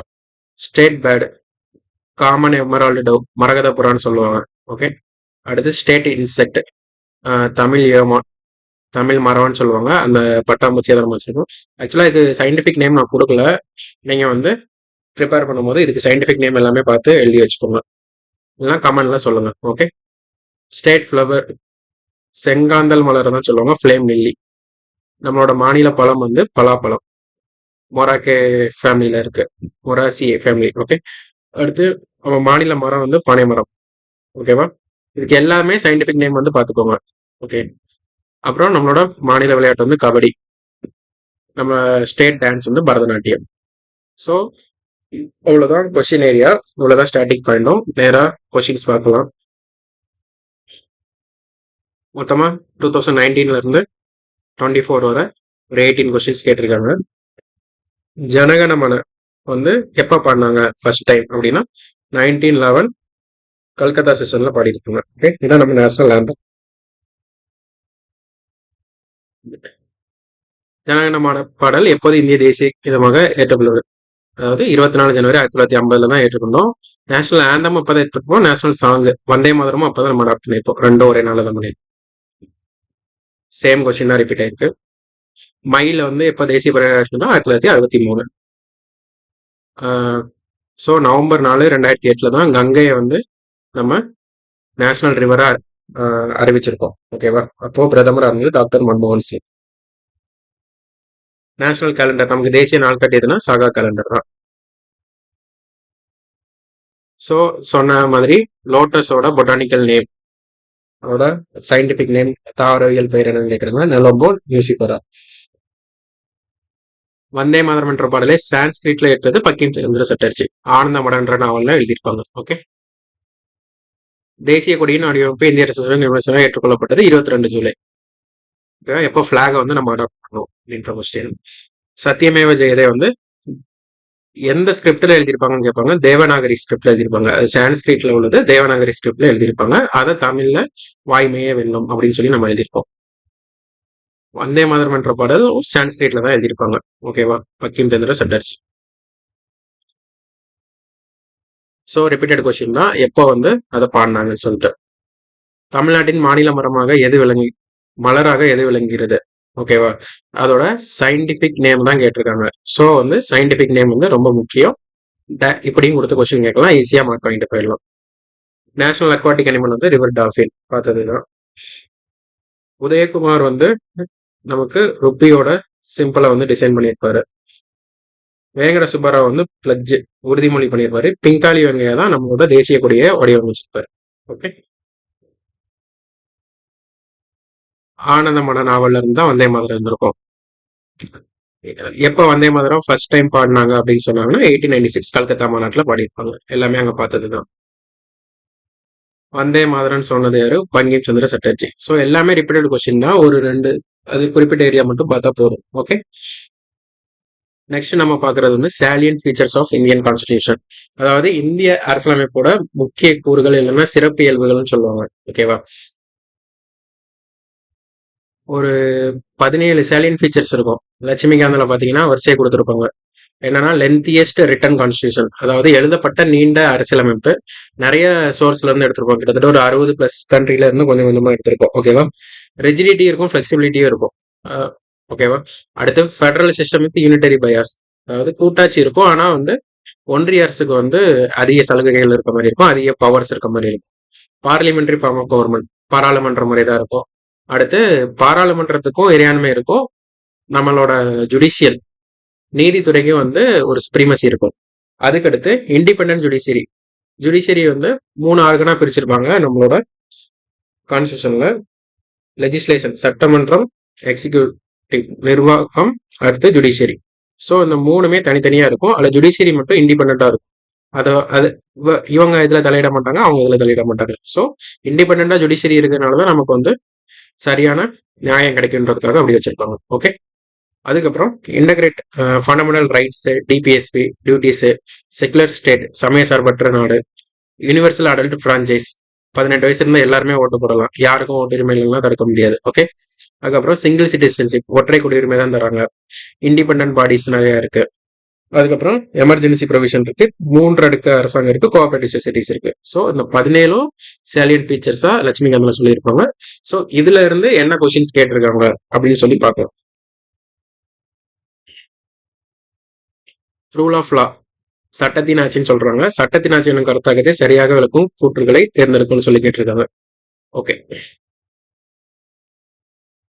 இப்ப என்னன்னா சட்டத்தின் ஆட்சினா ரூல் ரூல் என்ன சொல்லுதோ, ரூல் புக்ல என்ன இருக்கோ, சட்டத்துல என்ன சொல்லுதோ அதைத்தான் ஃபாலோ பண்ணணும். சட்டம் தான் உயர்ந்தது. இதை ஃபர்ஸ்ட் ப்ரொபோஸ் பண்ணது யாருன்னா ஏவி டைசி அப்படின்ற ஒரு பிரிட்டிஷ் நீதித்துறையில உள்ள ஒருத்தங்க. ஓகேங்களா? ஸோ வந்து ரூல் ஆஃப் லா வந்து நம்ம கான்ஸ்டியூஷன்ல எங்கேயுமே சொல்லப்படலை.